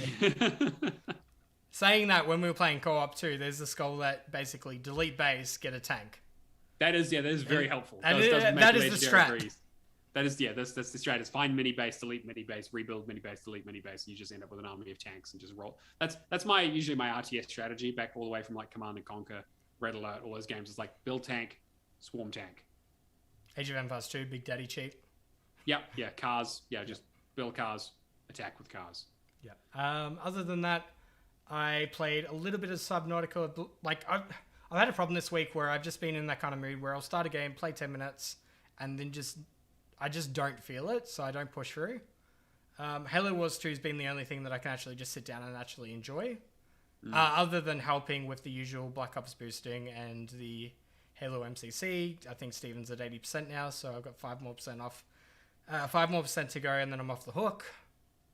I tell him he should go to 100%, but he's just like, no, I'm there and I'm done. Which I still think like is a massive credit. 85% of Master Chief Collection, yeah, that's nothing to scoff at. That's a big game. I mean, I still think 700 as 700 would be nicer, but you're a madman, though. Yeah, I know. And then other than that, I started Siegecraft Commander, which I believe you played a few years ago as well. Yep. Because Blowfish Studios said that they were hiring a community manager, and I went, all right, cool. I need to discover every other game that I haven't played of theirs, buy it, and then just go to an interview. Yeah, so make sure you take screenshots and put those in the resume. Just be like, oh, trust me, I play your games, guys. Don't worry about it. Just like saying that, they've always been nice to us at PAX. Yeah, they're joking aside, Blowfish are really, really nice people. Really, like one of our favorite Australian studios. I still remember going back to another PAX story, seeing other Kirby across the across like 2 meters away from that booth, and then them showing us Inflection and all that, and then Kirby also talking to them about Stormboy, and then voicing his disapproval of for Mr. Mr. Percival as the character. The guy's a pelican, mate. Like, I don't know what they want from him. He just hates pelicans. I don't know what Kobe's problem with pelicans is. I mean, he's in Darwin. Like, for God's sakes. Like, there's no pelicans in Darwin, as far as I'm aware, yeah? I mean, I've never been, and I never plan to be honest, because it seems like an absolute hellhole. Yeah. But yeah, played a little bit of Siegecraft Commander. Interesting game. Yeah. So, real-time strategy, but you're essentially catapulting other buildings across to get to the other player's main base and then destroying it. So the idea is that every time you catapult a new building, it builds a wall between them. So you want to try and outbox your opponents and then use those buildings to attack parts of there. And if you destroy like a node that has a bunch of walls coming off it, it'll destroy all the other buildings attached to it. So they have to be connected at all times. So you can like you can outfox them by just being like, okay, well, they're building this way. I'm going to build around and hit one of their spots up here and destroy all of the buildings they've just built. Yeah. It's an interesting idea. It doesn't super work well in practice. It's a little bit too touchy because you have to. I like the idea of it though. Like, I feel like there's another game that I've played that's similar to this before, and I can't think of what it is. Are you thinking of Castle Storm? Yes. Which was Games of Gold, like back at the start of the Xbox One generation, yeah? Yeah. Okay. Yeah. Because I'm just like, I've definitely seen this kind of format before, but I just couldn't put my finger on it. Other than that, just rechecked out Stormboy again, but I mean, that's like a 15-minute completion. So I'm planning to do the Infliction this week sometime, and then just jump into a bit of their catalog and put my application in. Oh, good luck, mate. But with that... They'd be very lucky to have you. Oh, thank you. With that, 2,175 for the week. Oh, okay, no, I rescind that. You know, like, you need to be working way harder than that, mate. That's not. Should I just go for the completion for every studio that I apply for? Yes, absolutely. Yeah, you should be like, no, I've literally finished every single one of your games. I know your games better than you do. Give me a job. I think it's the way to do it. Yeah. At least let TA be my resume. I was gonna say, like, that's how the TAB works. Pretty much everyone there is a beta. So it's like, hey, it makes perfect sense. I mean, I wasn't before I joined. All right. Well, I think that I think that's pretty much everything we've been playing then. I guess we want to move. Do you want to do questions first? We'll go on the leaderboard first. Okay, you want to do the leaderboard? Yep. So, to nobody's surprise this week, Matt is in number 1. Oh, I mean, look, I just want just to add to, before the show, Matt also reminded me to update the leaderboard because at that stage he was in second, and we couldn't have Mad Eye Pad Eye winning this week, could we? Mad Eye was trying very, very hard to beat me. He was ahead for quite a bit, but what's he doing this week? Like, is he in any TE? No, I think he's just trying to make a push, which is obviously going very well for him. I mean, if you dive a game a day, like, you got to clean up your backlog at some point, yeah? Yeah, I don't understand how you could do that. Actually, I don't want to say that. I rescind that comment because that will be used against me. Yeah, because you dive every Game Pass game ever made, so. Yep. But yeah, so how are we looking on the leaderboards? So Matt is at 25,460. Mad Eye Had Eye is at 24,742. And Red 047 is at 18,260. And we will have him on the show next week to talk about him hitting 1 mil this week. Congratulations to him. He's been working really, really hard at it, and we've been following his progress. I think the first thing he did was go out and buy Spider-Man Miles Morales. Yeah, he went and bought like a PlayStation game, and I was like, oh, well, whatever, it's fine. I guess he's jumped the ship already, packing it in. Be like CJ, just like get to like second in the country, and then just like move consoles just to try and take out the other side as well. Spread out, yeah, exactly. I couldn't imagine redoing all my stuff on PlayStation now. It's just Xbox has got me too good. I'm ingrained in the system. Achievement hunters don't really believe in the saying put your eggs in. Don't put all your eggs in one basket. Don't use my basket. No, it's exactly what we do. But yeah, all right. Let's get into some of the questions then. We got a really good one from our resident greatest person ever, Charmander, who's also moderating the chat. Say hi, chat. Who asked, "What's the weird?" God damn it. Yeah, I knew that. Low hanging fruit. She asks, "What's the weirdest game you've ever played?" Now, I specifically saved this game out of my games just played because I started today before the show. The Artful Escape hit Game Pass yesterday. Mm-hmm. Before I started playing this, it was going to be D4 Dark Dreams Don't Die, which was the... Is that Swery? Is that Swery? I don't know how to pronounce it. It's Swervy or Swery or... Swery, yeah. He's working on the Good Life game, yeah? The one about... Is he? Oh. It should be... That's also coming out in Game Pass, I think, in the near future. Okay. He's... Yeah. Saying quickly, D4 Dark Dreams Don't Die. That was a Games the Gold game back in 2014, 2015, off the top of my head. It's definitely a weird one. It's very strange where a man basically uses mementos to travel back in time to try and solve the murder of his partner. Yeah. There was only 2 episodes that released for it. It was and it ended on a massive cliffhanger. I think that's like one of the worst. Like that and Blues. Is it Blues and Bullets? Yeah. Like having those episodic titles and then just ending on massive cliffhangers, and we're never going to get that resolution, unfortunately. No, we really aren't. But yeah, and just D4 was just such an amazing game. There was like this chick that hung down in your apartment that was always dressed in a cat suit. Just a lot of weird things, yeah. Yeah, but like not just dressed like a cat. She acted like a cat. Oh as yeah, well.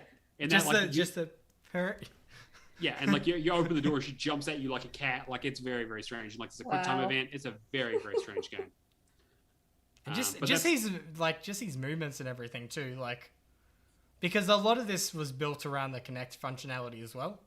Yes. So it was like trying to swipe at the same time. Yeah, very weird game. Up until today, where I played The Artful Escape, which is incredible. I don't know how to describe this as a game though. It is basically a walking sim platformer, but like not a hard platformer. Right. Very story based. It talks about a nephew of this famous folk musician that's passed away just recently. And this town's having like a massive music festival with him to basically celebrate the anniversary of one of his best albums. So this is like his chance to debut, like show off. The town's basically like, all right, you got to play folk music, but he wants to be a rock star. Right. Like he doesn't massively say that, but like he predominantly plays rock music. That's where he's really shining at. He gets pulled out in the middle of the night from an alien, and then everything goes crazy. Oh my god! Okay, yeah. I remember seeing the trailer for this at an E3 like years ago, where it was just like him walking sideways, and suddenly like it's like a flash, and suddenly there's like a guitar and like music and like crazy like psychedelic stuff just starts happening, and then they were like, yeah, it was the Artful Escape, and then we just didn't hear anything about it for like a couple of years. Yeah. And suddenly here it is. There's just like there's so many like. How do I explain this? It swaps between what the fuck is happening right now to like you just get like a random joke in there that's just so like well placed. It just catches you off guard. It's like, all right, cool. I'm gonna just go and take in the scenery a little bit. Like I'm doing a blind playthrough. Go and talk to this old woman that was in one of the trailers, and it's just like, oh, like I hope you do well on stage today. And then she then goes on to tell you how much you look like your uncle and how she's basically going to be perving on you the whole time. And it was just so out of the blue. Like coming from this granny, and I'm just like, oh, okay. I mean, if anyone's throwing bras on stage, we'll know who it is. But just really weird things, and then just the alien that comes basically just like massive like tentacles everywhere and all. It's just crazy. It's a great game. So far. Sounds right up my alley, to be honest. I think it's like 3 to 4 hour completion, a few missables, but chapter select. Other than that, weird games, I can't really think of. Usually comes to anything from a Japanese studio, likes to throw the curveballs in, but that might just be a cultural thing. Yeah. I mean. Yeah, I'm trying to think of any other good examples off the top of my head. Yeah, I don't know. Miss Geek, any ideas?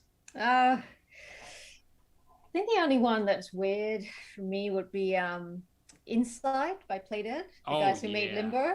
Yep.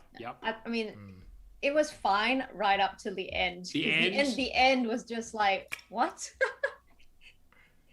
Because like you would assume that you progress through this like lab of sorts, and you do all these crazy things, and you see all these weird clay like people or meat suits or whatever it is they were, and then you finally escape, and you're like, okay, there we go, finish the game.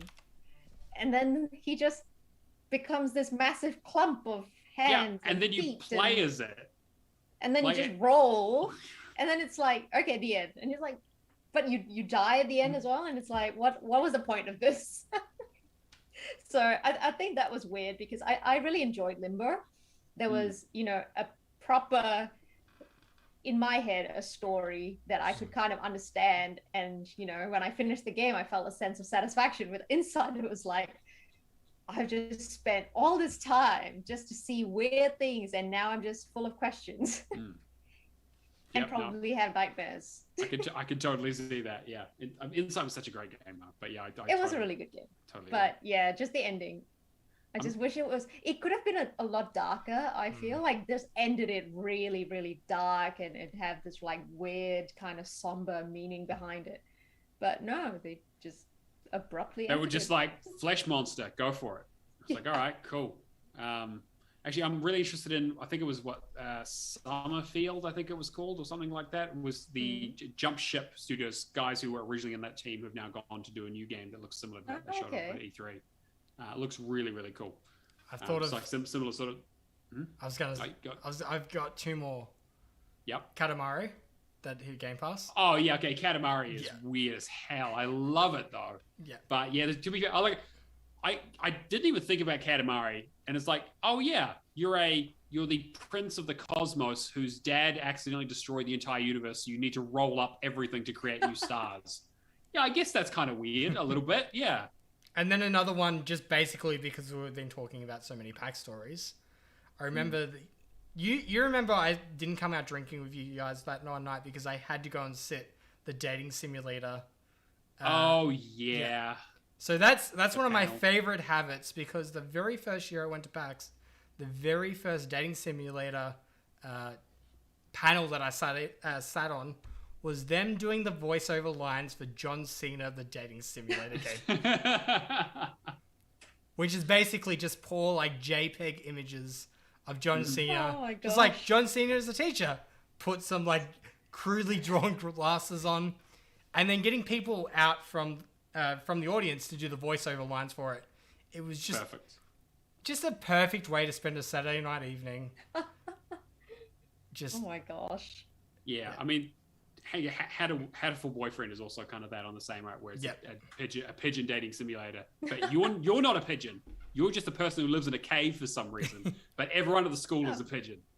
And you're dating a pigeon. You're dating pigeons. Like, yeah, you date pigeons for some reason. It apparently gets very dark very quickly. Because it's like you start being like, wait a minute, I'm a human being in a world full of pigeons. What the fuck is going on here? So there's that. Yeah. And Colonel Sanders dating sim. Yeah, well, yeah, the KFC. I mean, KFC made a game that was you dating the Colonel. So I guess whatever. It's like, I don't even know if that counts as weird. It's just it's almost self-aware. I mean, marketing games can still be weird. Sure, yeah. Charlotte in the chat mentions boyfriend dungeon is kind of weird. Yeah, that's just true. You dating your weapons? No. Yeah, it's kind of a little bit strange. People have always had great histories with dating inanimate objects. I mean, I would argue that many women would say they've dated many weapons over time. You know, it's just to varying degrees. Oh God. But if I was gonna pick, I mean, like it's a super cop-out thing, right? But it's like you go between like Swery with Deadly Premonition, which is one of my favorite games of all time, which is very, very strange, and I love it. All the way up to... You could say all the way up to like games like Goat Simulator. Yeah, Goat Simulator, I guess, is a weird game, but I mean, like... It's weird, but like it's not weird to us anymore because we're just... Yeah, just kind of desensitized. The simulator games. Yeah. But But as Zach in the chat mentions, any Suda51 game, which is 100% true. All of his games are weird in a way that I just love. So like Killer 7, No More Heroes, Shadows of the Damned. What else? A Lollipop Chainsaw, like you mentioned before. Yeah. Killer is Dead, which is so fucking weird. Like all of those games are just like super strange, auteur, just like, yeah, we'll just throw some shit in here. It doesn't matter if it makes sense or not. Like, yeah, cheerleaders cutting up zombies with chainsaws, and the guy gets his head cut off, and he wears them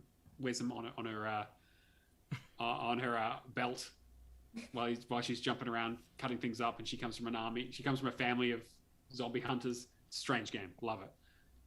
Yeah, so I guess Suda's is kind of those. What was the one I was talking about the other day that we were talking about that reminded me of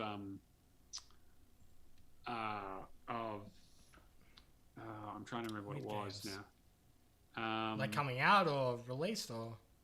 Yeah. Cruise Brothers. Just for like how weird the fact that game got made, just kind of like how it is very strange. It's a fighting game, so it's not all that weird in terms of concept, but it's just kind of just hilarious. The ending for that game. Oh yeah, that's ending. Extremely weird.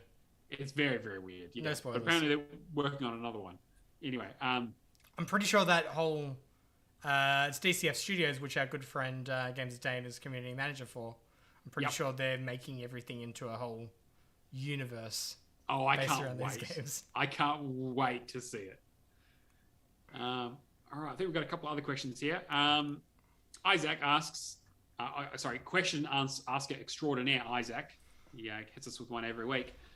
How are your goals going so far for this year? Any closer to those series completions, Cameron? Serious question, not taking the piss, which is, fair, because usually that's usually the MO for the show. So I suppose he probably has to say that he's being serious around how are you going with your series stuff? You want to tell people remind people about what your plans were? All right, so pretty much back in January, I set a goal for myself. Actually, bring it up, make it easier.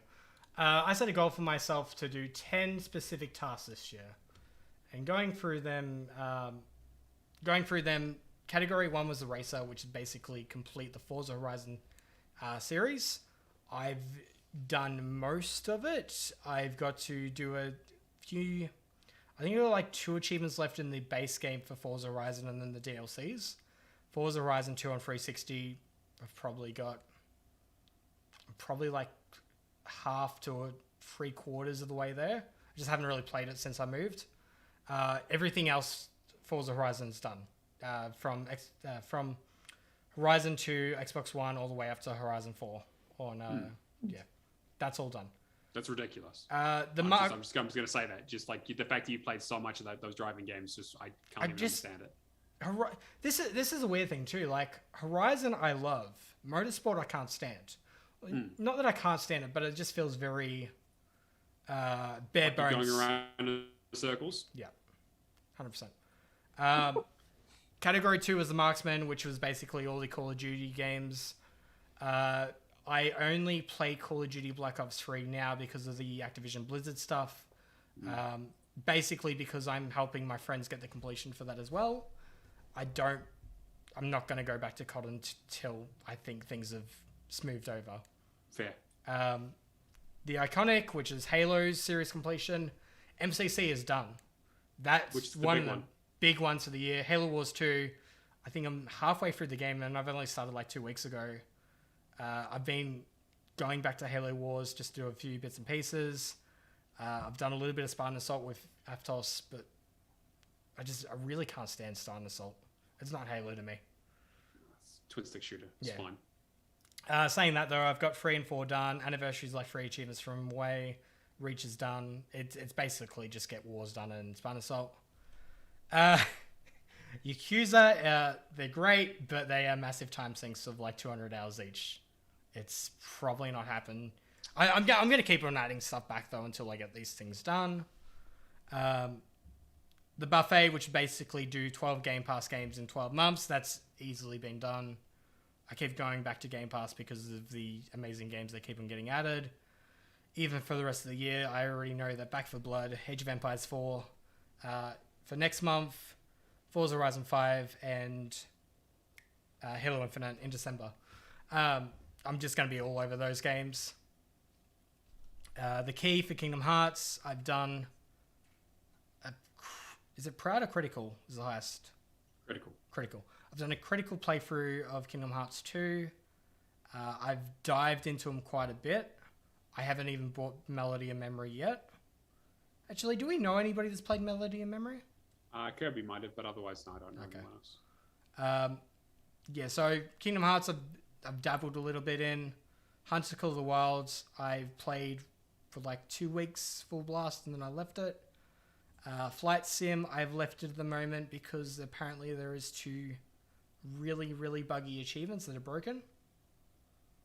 Really? Yeah, I think it's... I know that I've seen them talking about it in the Achievement Initiative. And I thought, all right, well, I've got Halo to work on. I can come back to it later. The closer stuff, Vegas 1 and 2, I haven't touched since the move. Far Cry 2 was broken for a time with the maps I need to go back to and get those achievements. And then the Historian, I have dabbled in quite a bit of Age of Empires 2. And they just recently added the DLC probably... I bought the DLC 2 weeks ago or 3 weeks ago. I played a bit of that.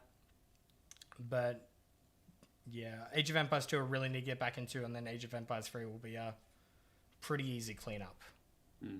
So you're doing pretty well. I think Forza Horizon is definitely achievable in this year. Halo MCC, I mean, Anniversaries give me a trouble with those 3 achievements. The buffet, like Falconeer, Wreckfest, Yes Your Grace, Hyperdot, Control, Dirt 5. Actually, I need to go back and do the new DLC for Dirt 5. Pillars of Eternity 2, Journey to Savage Planet, and Moving Out. And then that was updated like months ago, so that's easily been done. So you almost have it done already. Yeah. I think Age of Empires 2 might be possible as well. All right. And I think I've already spent 400 hours in that game, so... Jesus Christ. But... I finds the time, mate. Like I said, like Age of Empires 2, massive nostalgia. Good game. It's a really good game. Don't know if it's 400 hours good, but... there's a lot of content in those games. Miss Geek, you got any gaming goals you've got coming up, or anything you've been trying to play more or get back into? I know it's hard. I mean, I would, like I said, love to play Hades. That would be my goal, would be to attempt it at the very least. I'd actually really be keen to go back. So I played a little bit of Quake when it was announced that it's out on Game Pass. I'd love to go back to it and just actually finish it. Cool game. I had not yet finished Quake, obviously on the console. Obviously, I played the Quake on PC to completion like years and years ago. So it'll be interesting to see if I remember everything. Yeah, so those would be my 2 goals. But everything else is more on a community side, not a gaming in terms of playing side. Sure. Yeah. And for me, I wanted to get to 95% completion on my games. So I'm at 95.3 at the moment, so it's going quite well. And I was hoping to hit 1.7 by the end of 1.7 million by the end of the year, but I'm probably going to hit 1.7 by the end of the weekend at this point. Oh, wow. Yeah. So I'm a little bit ahead of schedule. I got that kick up the ass from Mephisto. So we'll see where I end up, because if I go completely nuts, it might end up at 1.8 by the end of the year. I think I reckon 2 by the end of next year. Yeah. Oh yeah, 2 by the end of next year. If I'll be 2 by half. If Zidlon keeps on doing updates like they do, then yeah. Well, yeah, I don't try not to play Zidlon games, but if exactly. There seems to be there's no sign of slowing down of games coming out with less than an hour to get 1,000 points in them, which is a bit sad for the achievement hunting community, because it kind of devalues the whole idea of achievement hunting. But at the end of the day, play what you want, don't play what you don't want. It's really up to you have to enjoy doing it personally before you make it a competitive thing. Yeah. Because if you don't, then you just burn out and you just waste your time, and then you end up on arguments on TA, yelling at people, which, while fun to read, are not fun to be part of. TA is one of those great things where it's like you see someone posting a controversial opinion around how games should be played, and you just show up with the popcorn. You're like, okay, let's see who shows up for this one, because it's definitely going to be a real dirty fight with comments being removed and people being banned, and it's Wow. and then it spreads out to other Discord servers, and you hear what's happening behind the scenes, which is the other fun bit. Anyway, I won't get too back into it. We had another question. So Admiral asked, you may have heard this before, do you guys reward yourself when you finish off a long, hard completion with a good dinner, for example? Admiral, those quotation marks are like sus as fuck. What are you suggesting? Oh god. I'm trying to think. Halo MCC, I didn't really do anything because of lockdown. And that would have been like the one to actually go, well, I've spent 7 years playing this game. Let's go out for dinner or something. And I said to Nikita, when I got the completion, I said, it's done. It's finally done. I'm free until Aptos gets 85%, but I'm free. And she's like, good job. And I'm like, I'm like 7 years. Good job. Yep. It's crazy. It's crazy to think of too that game has surpassed 3 relationships, like everything that's gone into that game. Well, it's like I tell Alison. One child being born. Yeah, I tell Alison all the time. The Xbox was here before she was. Like like when it comes to prioritizing, like it's got seniority. I've been doing this for a long time. Sometimes you just have to take a back seat. She doesn't usually appreciate that, and yeah, okay, we'll see how that goes. Matt's just like, after the show, all right, I'll grab the pillow, I'll grab the blanket. Yeah, exactly. Couch is free. Like, it's a very comfortable couch. That's why I used to podcast from it.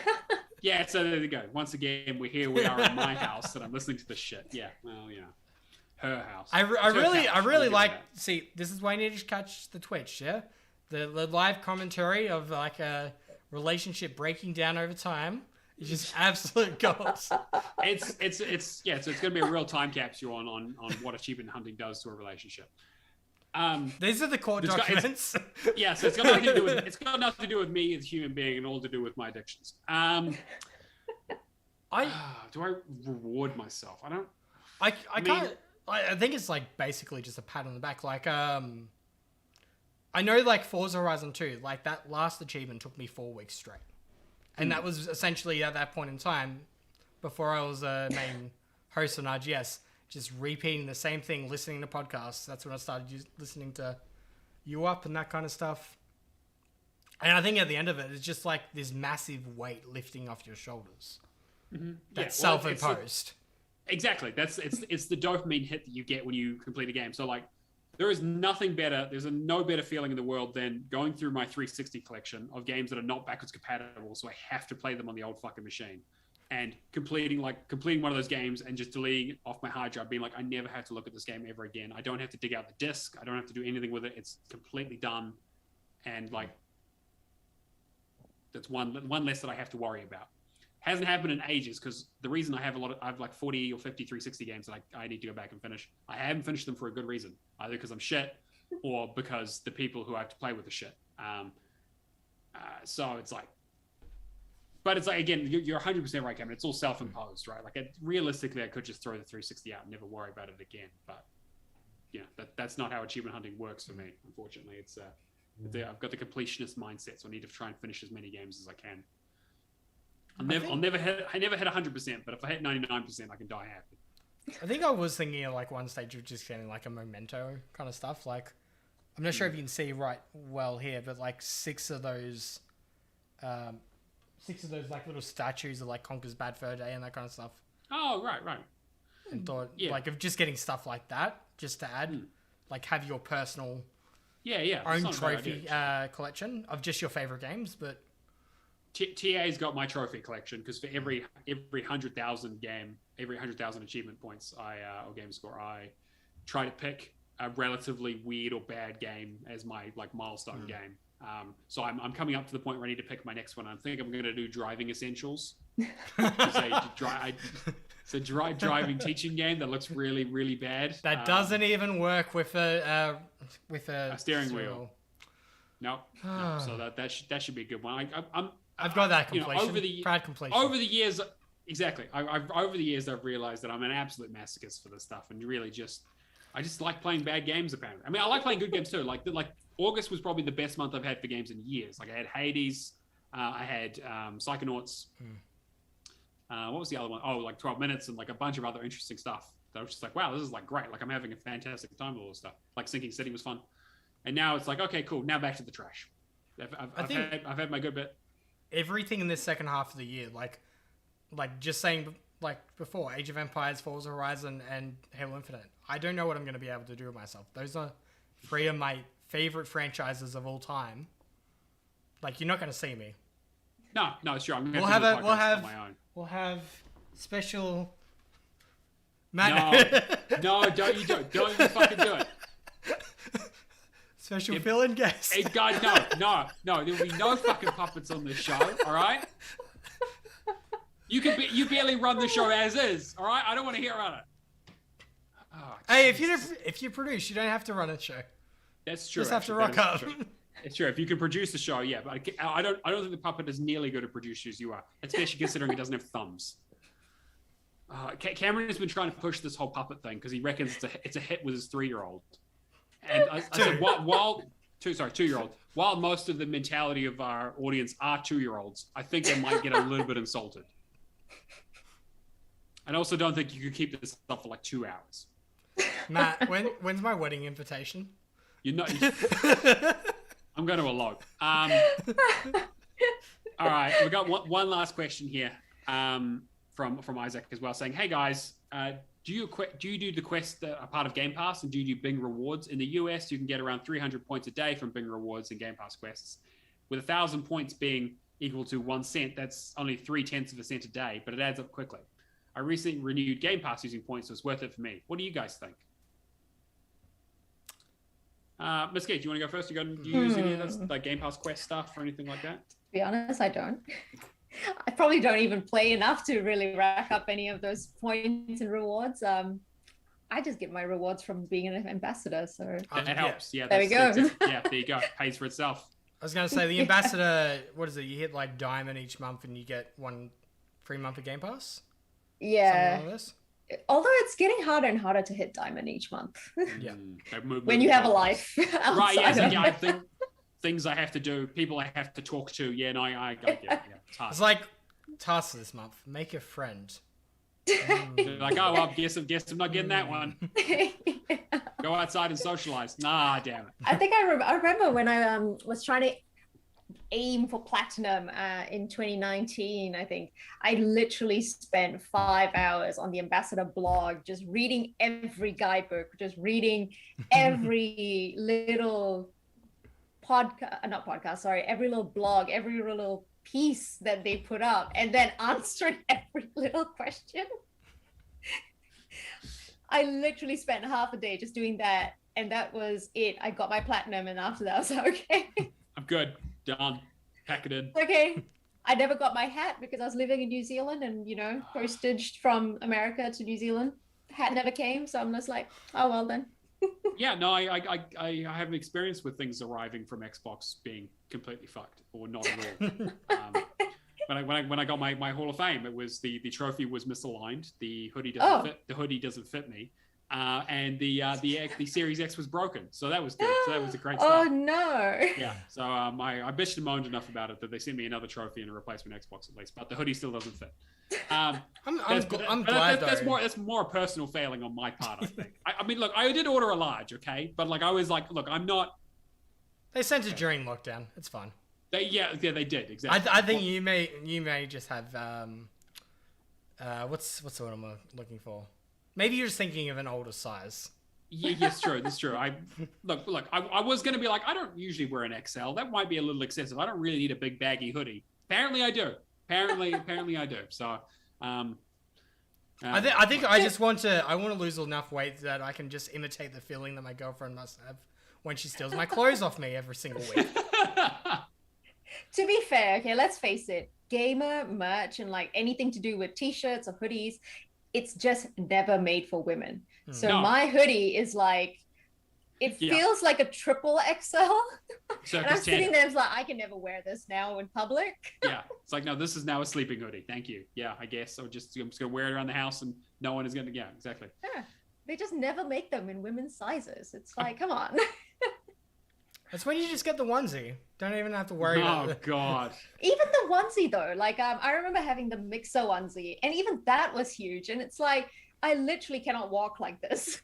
I mean, they need space in the paunch area to put your Mountain Dew and Doritos, you know, just so you got them ready to go. Yes. I mean, with all the extra material that's there, I literally could stitch it up and make pockets. It's a win sale, exactly. Yeah. Oh God. In terms of what I do for the reward stuff, I use all I used to have a shitload of points because I used to buy way too many games. Yeah. So for this year, I'm like not buying any games this and last year. For the most part, I have bought a couple, but I've been really, really good about it.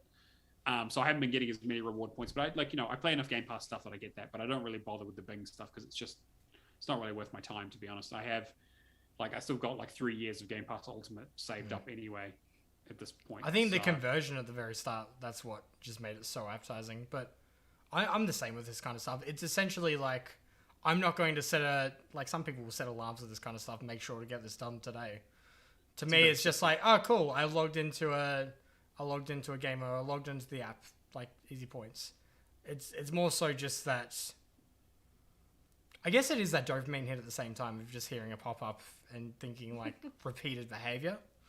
Oh yeah. Monkey see, monkey do. Yeah. Monkey see, monkey do. But I don't like, I'm not going out of my way to do like all the Game Pass quests. If I sign in, like, which I usually do because I love to add everything to my tag, much to Matt's dismay.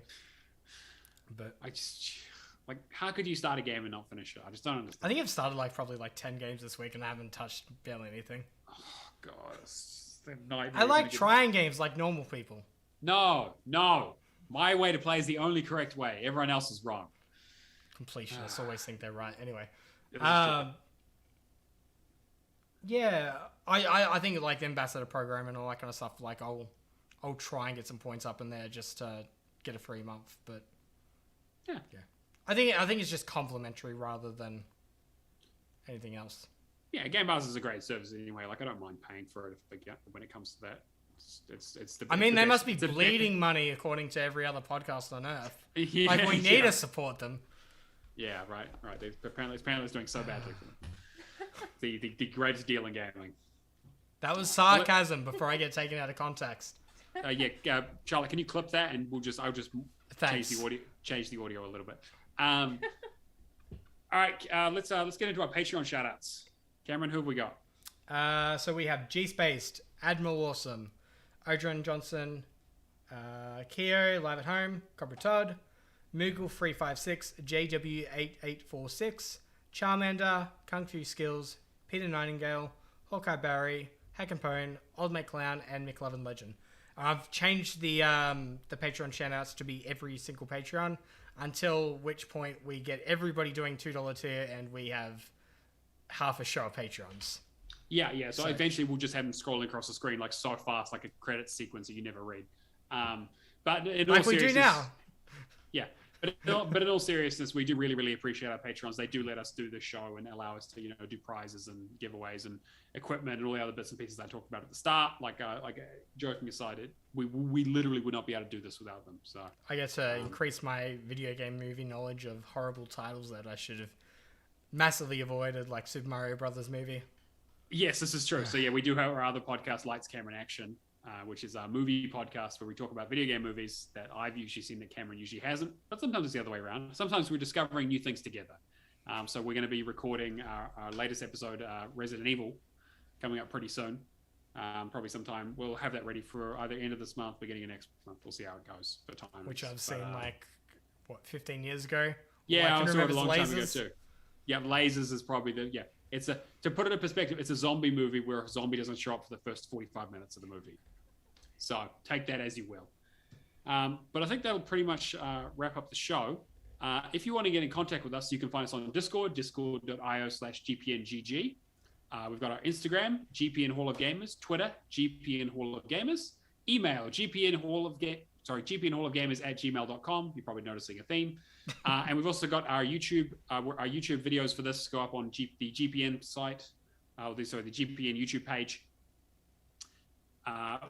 If that's probably the best place to watch them, because I produce them a little bit. I put an intro and an outro and do the stuff with music and stuff like that, and I cut out all the bits where Cameron doesn't know how to get Song of the Week working.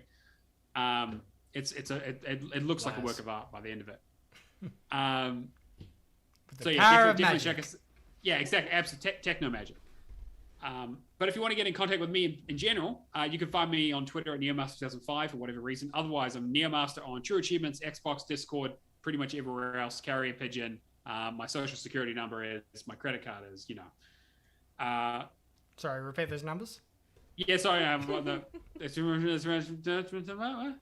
5. Tunnel?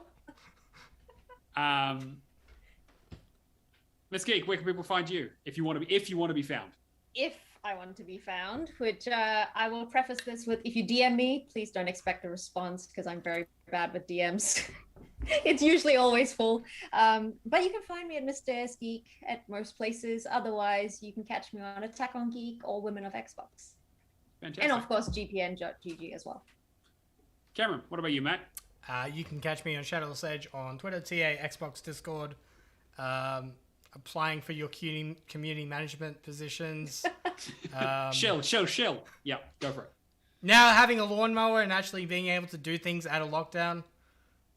I will go out and mow the lawn now, and then I'll come back inside and play video games. And that will be all that has changed. Yeah, the only thing that really changed for me with lockdown is that I just can't get fast food. Once we get to level 3 and I can get Uber Eats, then I'll just go back to my normal life. All right, well, I think that's pretty much everything. Thank you so much for joining us. You missed one whole segment of Tell Your Friends. How are we meant to advertise the show if you don't tell anybody? If people don't know how to tell their friends about how amazing the show is, what the fuck are they doing? I love the ability each week to just go into a boosting session and say, so, podcast. Actually, saying this week. Yep. Don't know when to end the show ever. Yeah, cool. Basically joined into a session with AHA guys again, and then they just joined with a whole bunch of randoms. So I'm like, all right, cool. You guys had a podcast? We have one. It's not very good, but you should support me anyway. Cameron and I have different approaches of word of mouth. Word of mouth is the best way for the podcast to grow. Best form of marketing. Yeah, absolutely. Because it comes from a trusted, reliable source. I always go with, hey, talk about like, oh, hey, I'll talk about this on the podcast tonight. Let them be like, oh, hey, you do a podcast? I'm like, oh, yes. Funny you should mention that. And then go into it. Cameron's more just, hey, is now a good time to talk about my podcast? Like he's fucking, selling Avon or some shit. Those annoying ads of like the early 2000s? They worked for a reason. No, they did. One day, I'm gonna do a marketing podcast. Okay, one day I'm gonna talk about all that shit. When I finish my course, we'll just sit down and we'll have a really good discussion on like massively uninformed discussion about marketing. How Tesla's bleeding money and I don't know. And then I'm going to sit in the corner to just be like, okay, how do I utilize all this information and implement it into my actual marketing job? Having to try and tell creators, hey, I need you to do this. I need you to promote this, but I'm not going to pay you. No, exactly. Yeah, it's exposure, mate. People die of it, but just, that's what it's for. All right. Anyway, before, because my boss does actually listen to the podcast, I was not joking, so I probably should be a little bit careful. But he's not going to get this far through it. Anyway, thank you so much for joining us, Miss Deus Geek. It was really great having you on. And thank you as always to our lovely moderator Charmander for just being the greatest person on earth and just keeping things in order and banning all the people who need to be banned.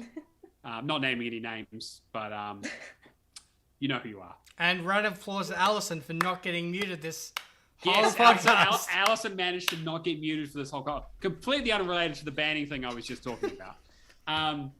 But no, she didn't spam caps and she didn't put any GIF links in the chat. So she managed to make it through an entire episode without being timed out. So that's an achievement in and of itself. We'll see if it continues. Anyway, that's more than enough for episode 9. We will catch you guys next week. See you later. Peace.